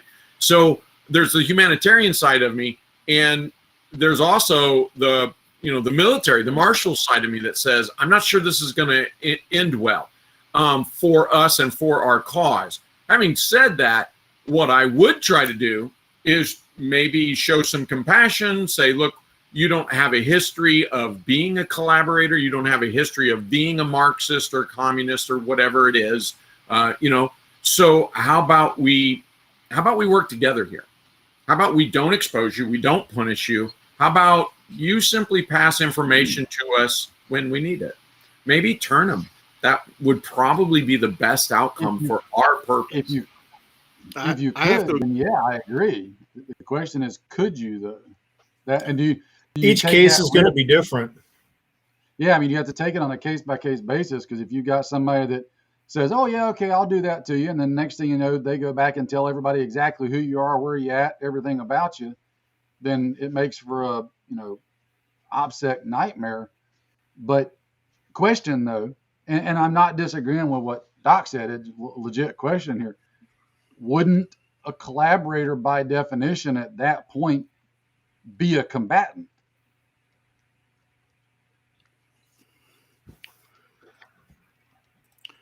Legit question. I don't have an answer yet. Go, Chad. I don't think so. I have to agree with Doc on this. It really also depends on how brutal the enemy is being towards the civilian population. If they're being extremely brutal, then we need to be nice. I'm going to read you something real quick out of Mao Zedong's On Guerrilla Warfare. It says Chinese soldiers who served under the puppet governments and bandits who have been converted should be welcomed as individuals or as groups. They should be well treated and repatriated. I don't know if I don't know if this is still doctrine in the Chinese army, the PLA, but if it is, they're going to have an edge up on us if they're treating prisoners well and we're not. True, and it also depends when you decide how to deal with the collaborators. What's their level of collaboration? Let's use Daryl's dad, for example, in Red Dawn. Well, he was pretty much a full-blown collaborator, and maybe putting a bullet in him is a good thing. Maybe just burning down his house to send a message. Maybe his car gets constantly vandalized. Things like that. You can do different levels depending on the level of collaboration. Maybe if Go ahead, Les. Oh, sorry. So you're really going to have to take every case of collaboration on a case-by-case basis. What we don't want is, like you saw in the Netherlands after they're liberated, where like women who had been with German soldiers were had their heads shaven and marked out in public and basically cast out from society. And a lot of them either had to go back to Germany or link up with allied soldiers to get out of their own country. So you can't create that situation for sure. I think we kind of all understand now through history that women are typically thirsty, and you can't blame them for their actions. Bruce is terrible. That's why I agree. I think you'd have to take it on a case-by-case basis, because what happens if it's somebody that's doing it under duress? Say a single father with two small children that are being held and he's being forced. I mean, those of us that are fathers, put yourself in that same situation. What would you not do? Maybe he's doing it, waiting for the opportunity to flip and do something different just to keep his kids alive. So you couldn't blanketly, there's no blanket answer for it. You have to take everything on an individual basis, I think. Okay, so that's my point, is look at that map again that Brent pulled up and tell me this isn't duress. We've lost, easily, what is that, like half of the, the land. It was taken in a violent, horrific war that was preceded by years of violence in other places. I can't say that anybody who's collaborating at this point, I wouldn't make the blanket statement that they were collaborating willingly. I would have to assume that they are under duress, and that if they folded for them, they'll fold for us. Now, I do agree that it's a case-by-case basis, because you have those people, politicians, who are, already saying, hey, man, don't worry. If we're going to do anything, if America's going to do anything, we'll let you know, China, all right, well, these people are an entirely different matter.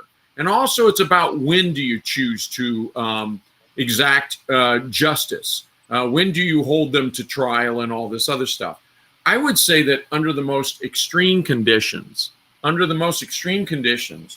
if I did decide someone was such a, vehement collaborator and not under duress, but was actually actively benefiting from helping my enemy, then you better get clever about how you take them out. First off, you may want to make it very visible. But if you're going to make it visible, you better make it sure that everybody hears it, says, yeah, he had that one coming. Now, if that's it, I mean, we saw this in Iraq and Afghanistan. There were times where we would go kill one of the bad guys on the list, and people would say, oh, no, not fair, and they'd be upset. There were other times where we did it, made sure people knew why we did it, and it was amazing that the Iraqis and the Afghan people, they were like, yeah, he had that one coming. He had that one coming. The other thing is if you say, well, we don't have a good line that way, you better make your line the other way. What I mean by that is this. The person disappears in the middle of the night. They simply disappear, okay? And the story is that they've come to our side. They've seen Jesus. They've joined us, have lots of photo ops. I don't care if they're photoshopped. Yeah, she came to us. Exactly. Yes, Photoshop that. Exactly. And so, thank you, Brent. So my point is here the rest of the night. Maybe this is the third line. We've talked about 2 lines, and now we're talking about another. And you're saying what? Hit squads, murder squads? No. I mean, that might be a reality, guys. I hate to say it, but that might be a reality. But here's your third line: information operations. If your first line is ISR assets, that's what you're doing as a militia irregular. And your second one is lines of communication, lines of logistics. You're just disrupting that, which is a very clever thing to do. Then your third objective here is good information operations. We're always the good guys. They're always the bad guys. Everything we do is wonderful. Everything they do is horrible. Let me show you with pictures and video how they're oppressing the American people and how they're executing them. If you've got to go execute people, is what I'm saying, and God forbid it ever comes to that, you better be tagging it on your enemy. You better be pinning that to them with excellent information operations. You're exactly right. This is why we always say that, politics is subservient to war. You have to think about what you're doing and the political impact of what you're doing. That's one of the reasons we didn't fare too well in Vietnam, because we ignored the political and just went for the military. You're absolutely right, Doc. I agree with you 100%.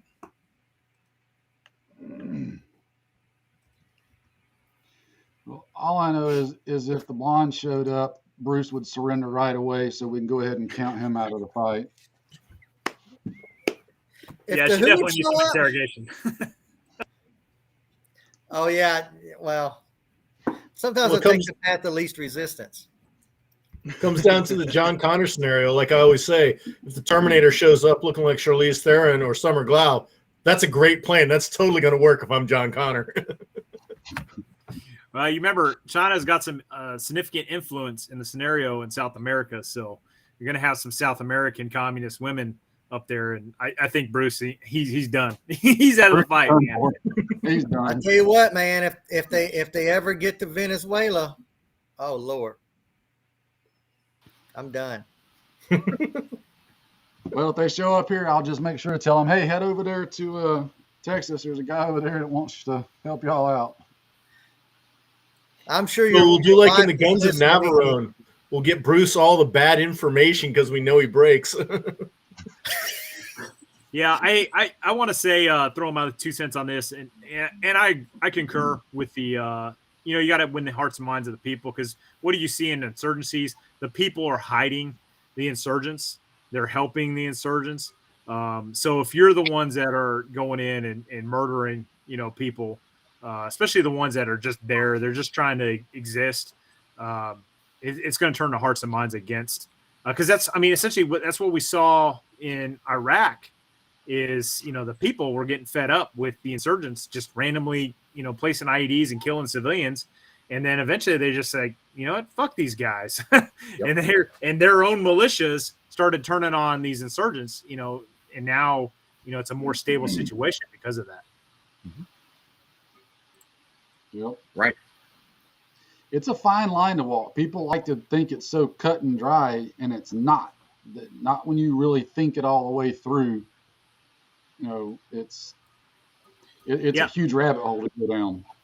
And on that point, that's I'm talking normal people. But if we get somebody like in the movie The Patriot, or a guy ends up being a freaking British cavalry officer, and he was an American colonist, by all means, man, let's execute that dude. Let's make an example of him.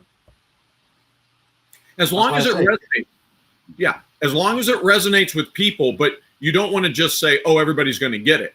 You need to do effective information operations so that when it happens, everybody goes, good. That bastard got his. And that's how you know you're winning. They're like, yeah, that guy was a real turncoat. He got his, right? Well, and like Doc says, then you got which is more beneficial, just to make him disappear? Will that have a bigger positive effect, or does it need to be something public that everybody sees?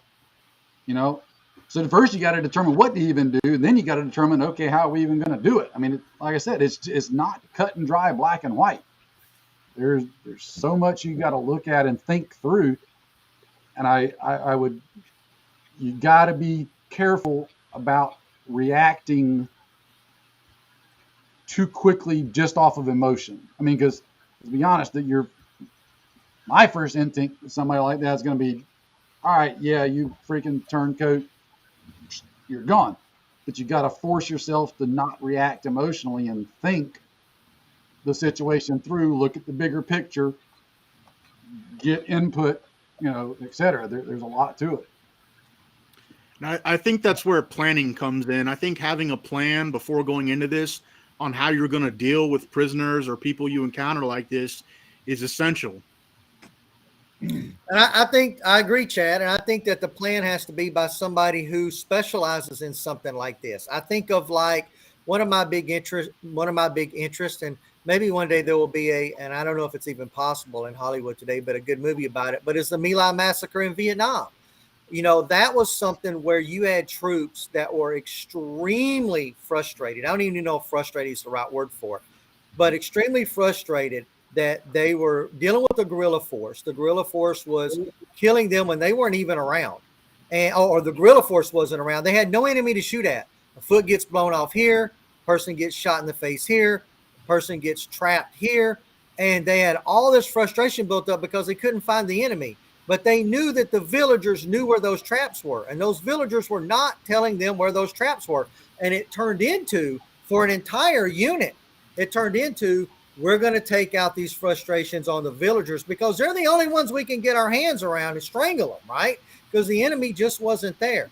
So I understand where that frustration comes from. And I understand that I put myself in that situation, and I'm not going to sit here and say that if I was in that situation as an 18-year-old man, that I would be any better, because I know my frustrations and I know my anger issues. And I could see myself being a follower more than a leader. And their leadership was tried because their leadership failed them. Their leadership condoned that behavior in that village, and it was wrong. So I think that what we need is they had a plan, Chad. Their plan was to go in there and mess some people up. It was the wrong plan, right? They should have had somebody on the outside leading that unit that would say, no, we're not. This is not what we're going to do. This is not going to be a good plan, because it's going to go down in history. And we've seen that repeat itself 1,000 times over. A unit goes into an area, they get somebody that they themselves emotionally can justify their actions, their frustrations. But throughout history, that doesn't play out to the general public and to the other people looking on as being a justified action.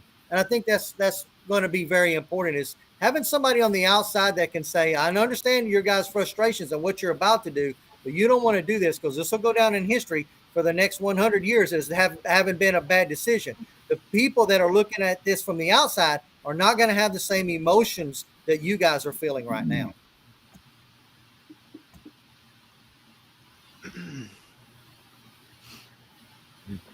All right, let's segue into another source of insurgency here. Weapons. What's going to be your primary service weapon for your Red Dawn scenario here? What's the first thing you're starting with? Go ahead, John. We'll go clockwise. I tell you, it's really going to depend. It's going to be wherever I know I've got the biggest source of mags and ammo from. So that might be my AK, it might be an AR. It just depends. Now, initially, I mean, continental United States, the number one rifle out there is going to be an AR. I mean, there are ARs just all over the freaking country. Mags and ammo are so that's an easy thing to logistically support. But if it gets too protracted, and I've got guys with, 7.62 AKs, it might make a lot more sense to be using that 7.62 AK just because of, again, the logistics of where am I going to get mags and ammo at. Mm-hmm. I can't blanketly say 100% this is what you're going to use. You got to be flexible, and it might be the 10 rounds of 243 you got for the bolt action deer rifle. It goes back to what I said earlier from the 200 yards away. One round of 243 to the face every other week. That caused a lot of havoc over a long period of time with not a lot of logistics. No, John's absolutely right. In the scenario where I laid out in the beginning, where I've retreated into Free America, yeah, I'm going to have an AR and a Glock because I can keep them running forever. 9mm 5.56 will be the initial thing. After frequent contact with the enemy and the fact that there's not going to be any factories producing 5.56 anymore, you're eventually going to take over whatever the enemy came with. So something in 7.62 or 5.45. You're eventually going to have to switch to that. Not because you want to, but because you have no other choice. Because fairly quickly in the war, 5.56 is going to dry up. The other thing that I'm going to have with me is a 12-gauge shotgun, because on the North American continent, a 12-gauge shotgun can feed me because it can kill anything up to and including a polar bear if I get that drastic. So that's what I'm going to have with me. And I'm going to have caches of ammo and 782 gear everywhere. And a primary example for that was a fairly recent one, Fallujah in Iraq. The enemy would take their weapons out, do a little hit and run tack, ditch their weapons, go to another position where they had weapons staged. So as they moved between it, they weren't encumbered with their gear and they could move freely in the populace. All right, so this is a question that I've been struggling with for 20 years, and I'm struggling with it today. It's a very good question. What would your primary be?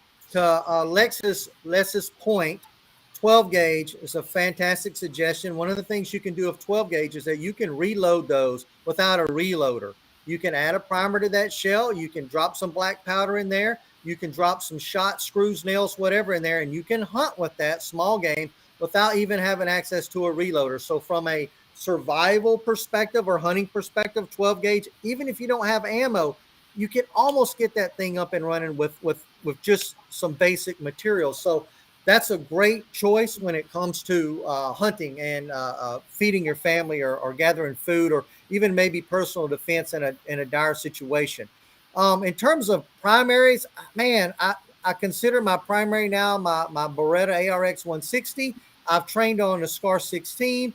I'm very competent with the AR-15, and it's a tough question because when you have these exotic rifles, you don't have support equipment for them. You're not going to have a part supply for them. Whereas whatever the conventional force is using, which is the M16 or AR-15, whatever the enemy's using, and for this case, we'll say it's some type of AK, you'll have support equipment for that because it's available. It's out there. It's being transported. It's you'll be able to take it off of dead soldiers, whether they're friendly or enemy. Obviously, you're going to have a supply means there. And I wonder, how many guys are like us that started out, whether it was in the 1770s or it was in a recent conflict, we'll say Ukraine, for example, that are at home, they've prepped, they've got their loadout, and 6 months after combat, they're still with that same loadout. They're still with that same weapon.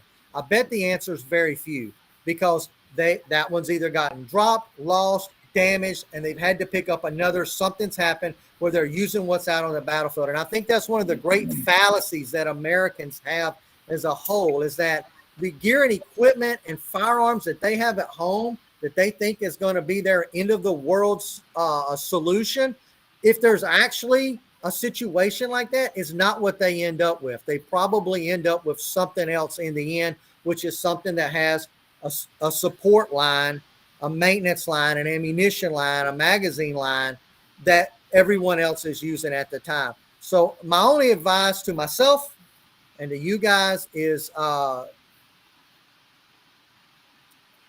be proficient with anything and everything that's common, so that whatever you pick up, you can quickly learn how to use it and you can be effective with it.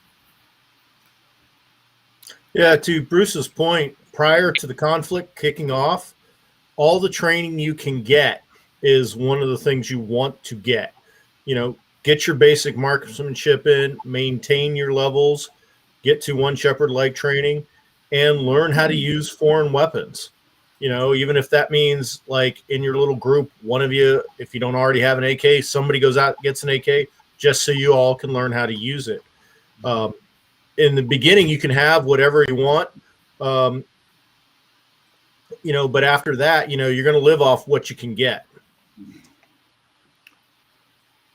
There's not really a whole lot I can add to that. You know, military training, my military training, I kind of tend towards the AR-15 myself.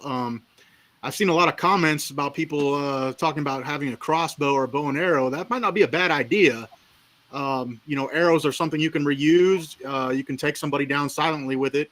Crossbows are kind of loud, but there's ways to silence those. So maybe having something that you can use to hunt with quietly or take out a sentry quietly with is not a bad idea. That's the only thing I would add.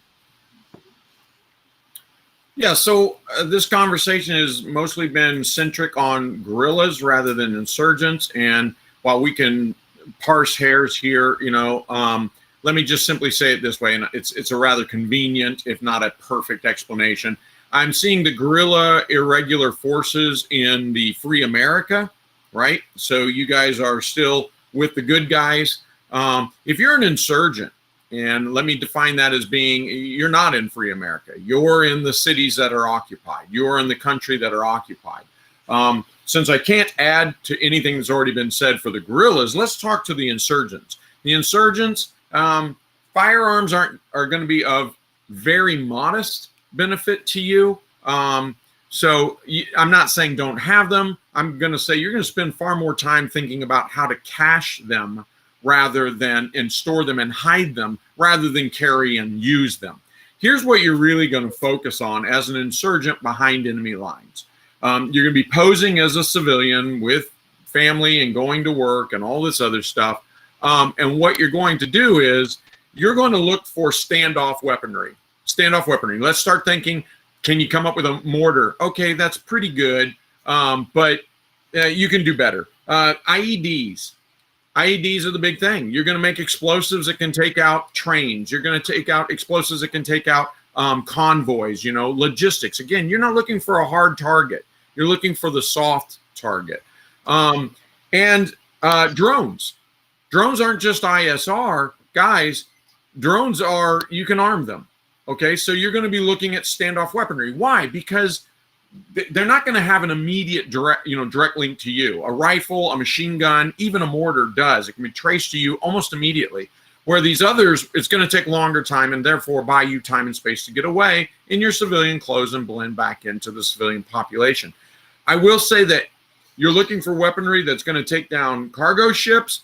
This is going to be difficult. So start thinking about the most primitive, one of the most primitive weapons we have, not just to take down cargo ships, but that is fire, fuel, fire. Fire plays hell on a ship, and it'll send it to the bottom of the ocean and destroy everything and everybody on top of it. But fire is also a fantastic mass casualty weapon.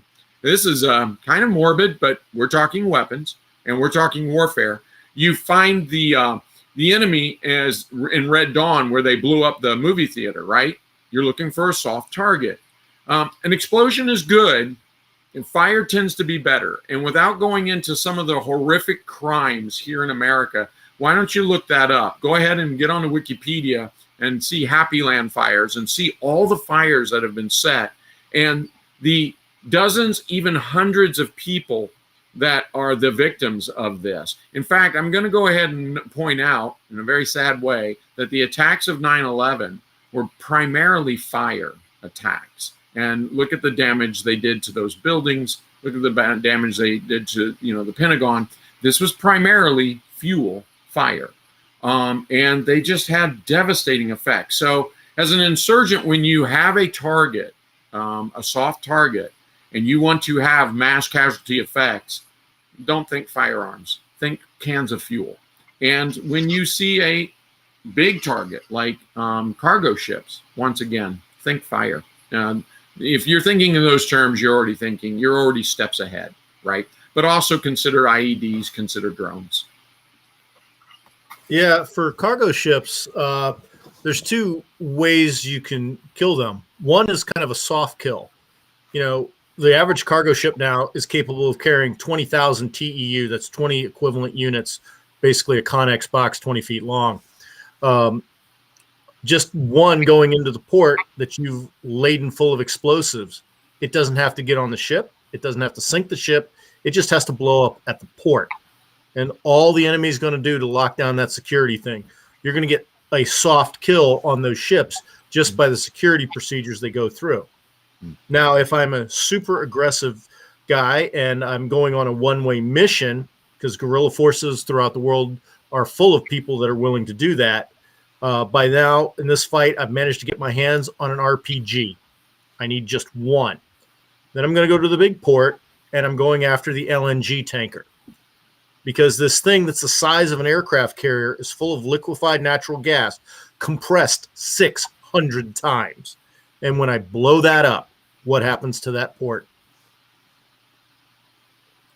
See, this is good why you have a little Red Dawn squad, right? So you got people like Les that know these things about logistics. It's like, what to use your captured RPG on. As far as me, I'm grabbing a standard AR because, hey, I got to arm my family, right? And 5.56 is the best thing for my wife and probably children by this time, given the timeline that I laid out in the notes. Somebody else mentioned in the comments, Molotov Cocktails. Hey, those are the weapons. That's the weapon of resistance from years. So, and I mean, that's a great way of starting fires and getting the ball moving. So, and hell, the Russians even used that against German tanks in World War II. So, Molotov Cocktail is never a obsolete weapon. And as far as fire on a ship, just look at the Bonhomme Richard. Yeah. And for those of us who have done our deployments, I remember when I went out on the Belleau Wood for my float, they all sent us through a firefighting school for a day. And I remember the thing they said, if we don't have the fire under control in 90 seconds, we're going to lose the ship. I mean, that was the lesson that was hammered into us. And I remember specifically in an aircraft fire, they told us 90 seconds, no matter what you've done, the crane's going to ram the plane off the ship. So, yeah, fire can take a ship out quickly. We're almost at the 10 till mark to 2 hours. So I want to start transitioning towards wrapping it up. But what's a final comment or topic that we could bring up to go around related to this to finish it up? How do we prevent this? Oh, there you go. Perfect. Once you started, Chad, since you came up with it. I think I'm thinking globally here. I'm not thinking locally. I think we can all agree this is going to start with Taiwan. So how can a small country like Taiwan fight off the Chinese army? That's a hard one. There are about 24 million people in Taiwan. That's a large population. They're going to have to kind of do the same thing we're talking about here. They're going to have to, it's unfortunate they don't have a Second Amendment like we do. That would certainly turn things around for the Chinese army. I don't think China is looking to destroy a whole lot of Taiwan before they go in. I think they want to keep most of it intact. At least, that would be a good political strategy, at least. I think India, Australia, I watch a lot of Australian news, and this has been in the Australian news quite a bit the past few weeks. Australia, the 60 Minutes in Australia They've done nothing but what happens when we go to war with China. So this is a huge topic, and I think we're all looking at how we can stop this. It's really hard to say. I think you starting out with the a blockade of Taiwan, I think that's probably the best strategy for China. I think that would have less political implications than just going a full-on invasion and just kind of sit back and see what we do. The question is, what do we do? And that's a hard question to answer. China's got a lot of enemies in the world. India, they've got good relations with Pakistan, but India, Australia, kind of the westernized nations, they're not so friendly with, at least, out politically, not so much economically. It's a really hard question, and that's why I asked it. So I'd like to hear your guys' thoughts on this. How do we prevent this on the global stage? And, assuming this starts with Taiwan. Well, Chad covered the foreign part, global part very well, and I look forward to your guys' answer to his question. I wanted to bring up maybe the domestic side. We on the domestic side, I think that there's three main things that we can all do, and we six obviously have been doing it, and most of us our whole lives, but is to have weapons, be proficient, get training on those weapons. That's the most important thing. It's getting training on those weapons, and also somewhat of the prepper lifestyle, just being prepared. All the logistics that go into bearing that weapon, the food, the bandages, the boots, all of that good stuff. You have to be able to do as well. And I saw some comments before where they were like, the feds are watching, you six guys or whatever. I've known that my whole life. Of course they are. As soon as you start Googling something, best AR-15, the feds are like, hey, look, we just got another hit. Here's the thing. You overwhelm them with that, right? Like, it's okay. I don't mind that. I know I know that they've kept an eye on me forever. I've got multiple tax stamps and licenses throughout the government. They've got all my information. When they want me, the front door's right there. And guys, if you're listening, one, I don't have a dog. Two, you don't have to kick my door in. Just shoot me a text. I'll unlock it for you. Come on in, because if you're going to overwhelm me, come on and overwhelm me. That's not my fear. My point is this, guys. My point is this on the domestic side. They monitor this stuff, but that's a good thing, because every administration, if you think that there's not some bureau out there putting their finger on the pulse of the country, seeing where the hundreds of thousands of us stand and feel, that is the deterrent on a domestic side. That is a deterrent to keep them from doing any type of constitutional overreach. They say to themselves, if you do this, if you cross this bridge too far, the people may revolt and blood may be spilled, and that's ugly. They don't want to do that. That's always the case with every administration. It doesn't matter what type of new policy they're trying to put in place, or new mandate, or new constitutional infringement, whatever it is. They monitor that, and I'm convinced that the Supreme Court does it too. The Supreme Court does it too. The Supreme Court looks at topics, and sometimes they come down and they say, this may be unconstitutional, but we're not ready to reverse it yet, knowing that if they were to do that, it could cause an uprising in the country, or vice versa. They're just not going to do it. And I think that that's the case of many things. So the more active you are out there, the more you put yourself out there, the more you're involved in training scenarios. We're stronger. We're stronger as a group. We're stronger as numbers, and that sets the baseline as to what they're able to do. And it goes back to what the Japanese said in World War II. We're afraid we've awakened a sleeping giant. We're going to have a rifleman behind every blade of grass. They didn't invade. But they didn't invade because of that fear of what would happen if they did. The perception was they would have a rifleman behind every blade of grass. That by itself, without us having to deal with that invasion, was a deterrent.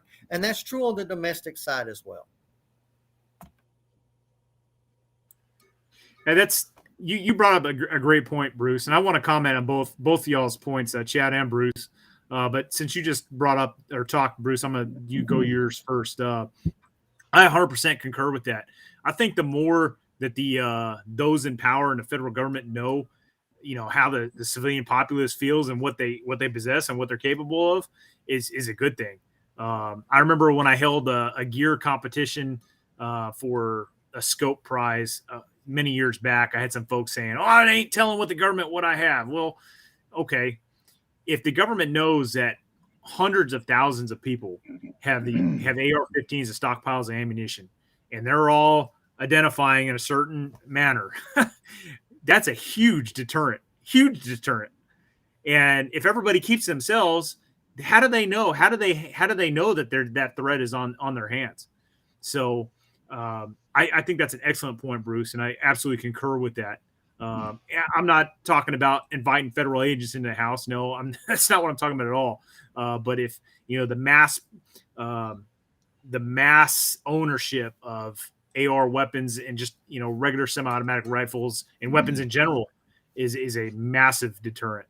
Now I want to shift back to the global aspect, and not only Taiwan, but Russia's kind of been cozying up with the Chinese. They've done some joint military exercises lately, and that worries me because China and Russia have kind of bumped heads in the past, and there was a time where China was kind of more likely to be our ally in a World War III scenario, and they've had, like I said, they've had some cross-border conflicts, but now that they're kind of cozying up and doing these joint military exercises, that has me worried. I think we have more in common with the Russians than we do the Chi-Coms. And I would like to see us better those relationships. We absolutely could better those relationships and get a better relationship with the Russians, so that if a war with China were to occur, we know where the Russians stand, and they might even facilitate and help us. We were allies once. I don't see why we couldn't do it again. So that's my 2 cents on this topic. Kicking it over to next guy. All right, well, I'll jump in then. Pretty much what Bruce said. I think we need a better job of handling things politically as far as foreign relations, but unfortunately, that's not something that any of us at this level can really and truly affect as much as we may want to.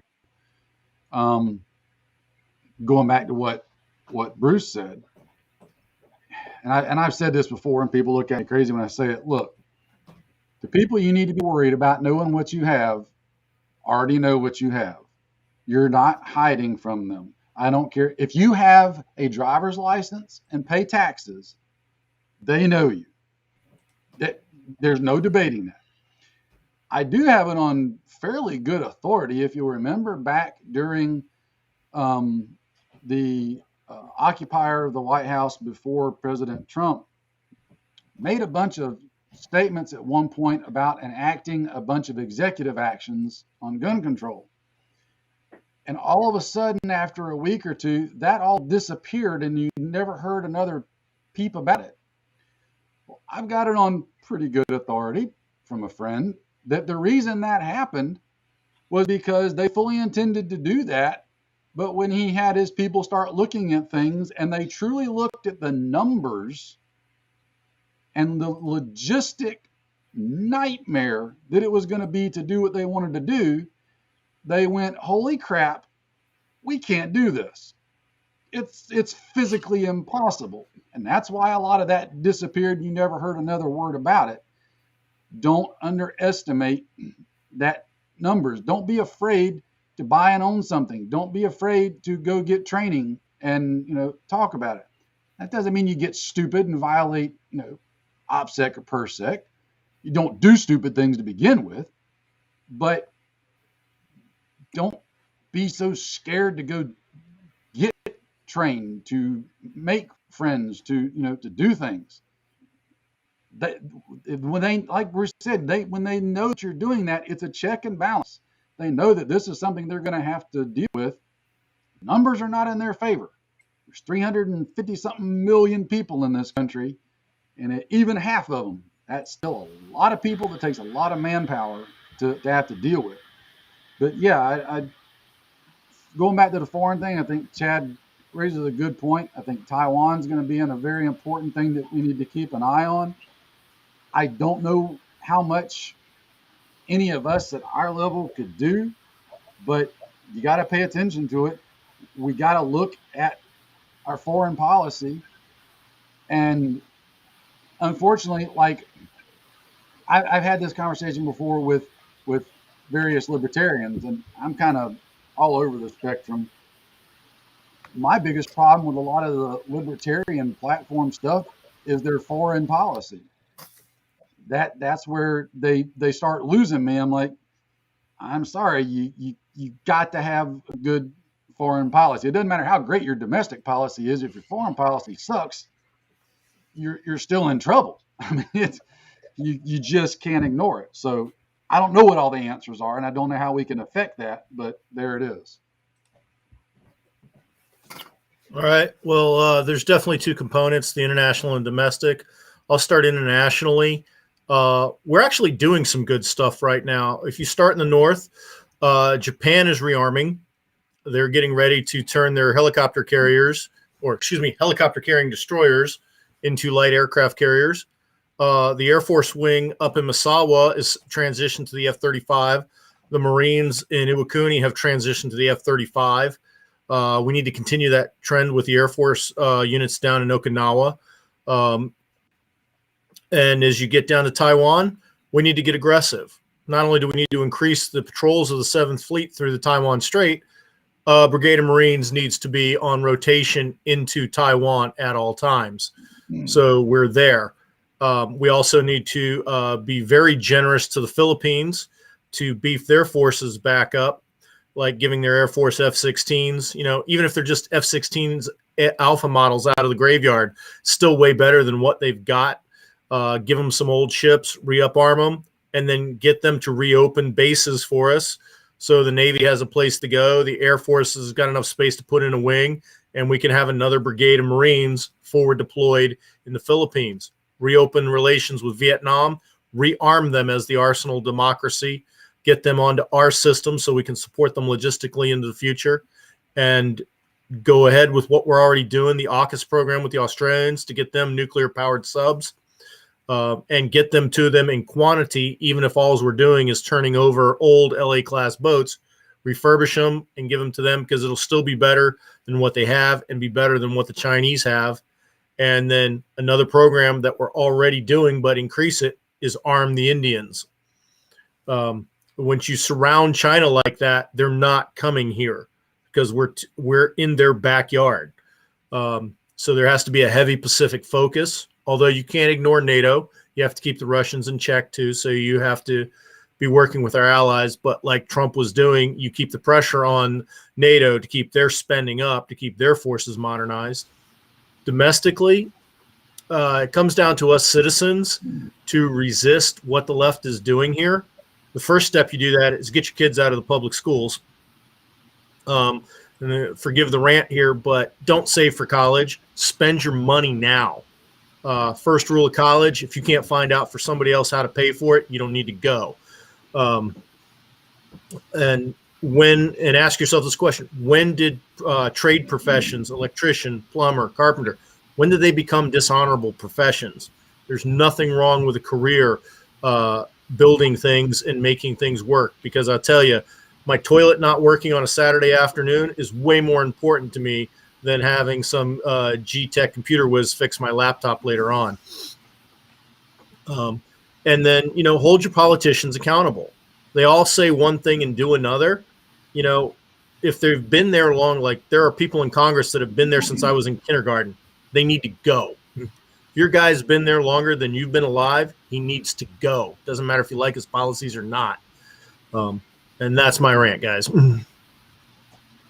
Yeah, I'm not sure I have a whole lot to add. I mean, we're covering the domestic and foreign policies. We could say a lot, but I would simply say deterrence comes in the good old Boy Scout motto, be prepared. And by being prepared, we've already said, you're showing your resolve by being prepared. If you don't ever do a thing, you're showing your resolve, and you're showing this to people that are decision makers. And maybe even people that fear you. I mean, if they don't respect you, at least hopefully they fear you. So that's on the home front, and I think that that's always going to be true. Be prepared. So this kind of grates me a bit when people say, yeah, I'm going to bury my gun. I'm going to hide them in the pond. No, that's not being prepared. That's not being prepared at all. Well, unless you're independently wealthy and you can afford to bury an arsenal while you're also using your arsenal with your friends, your family members, yourself to be prepared. So that's my domestic. On a foreign policy, I'd say it's this.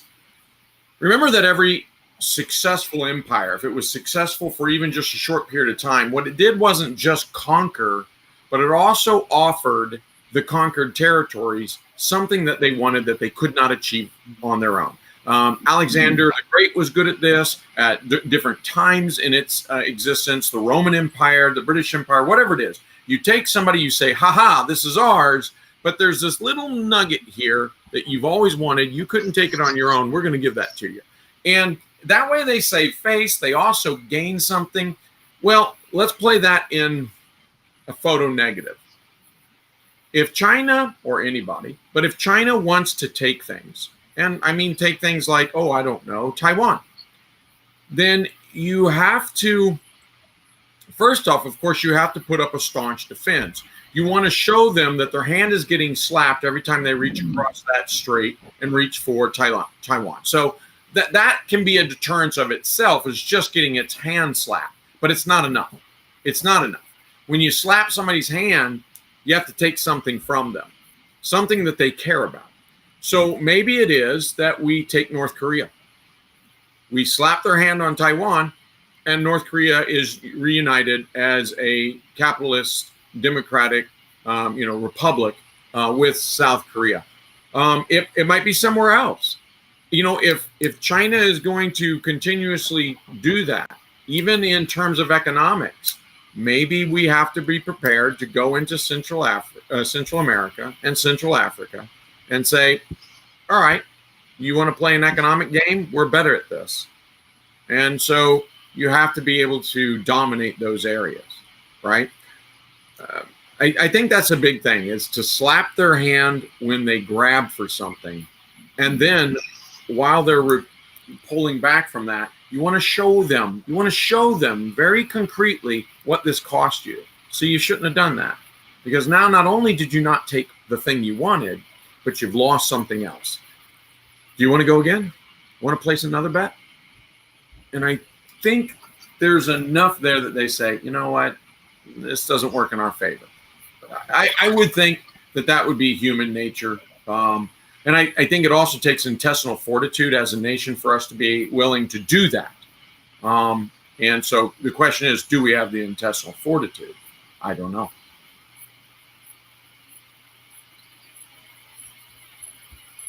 All right. Well, that was very well said. I think it was a good show, guys. I had fun. It's good. It's nice to take a break from reality for a change. Says who? Yeah, I know, right? So God forbid something like this does happen, but it was good to role play it. So that's all we got for you guys. We're just a little bit after 2 hours. It was a lot of fun, and I hope you guys enjoyed it. I know we had a very good turnout on participation, just looking at the numbers that were in the live stream. So that tells me that you guys, for the most part, enjoyed this conversation as well. So that was a lot of fun, guys.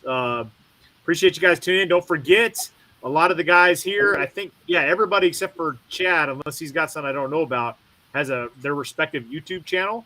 So make sure you check that out, subscribe to it. Appreciate those guys. Support them all. They're all good friends. They all contribute greatly to this live stream. So once again, guys, thanks for watching, and have a good night.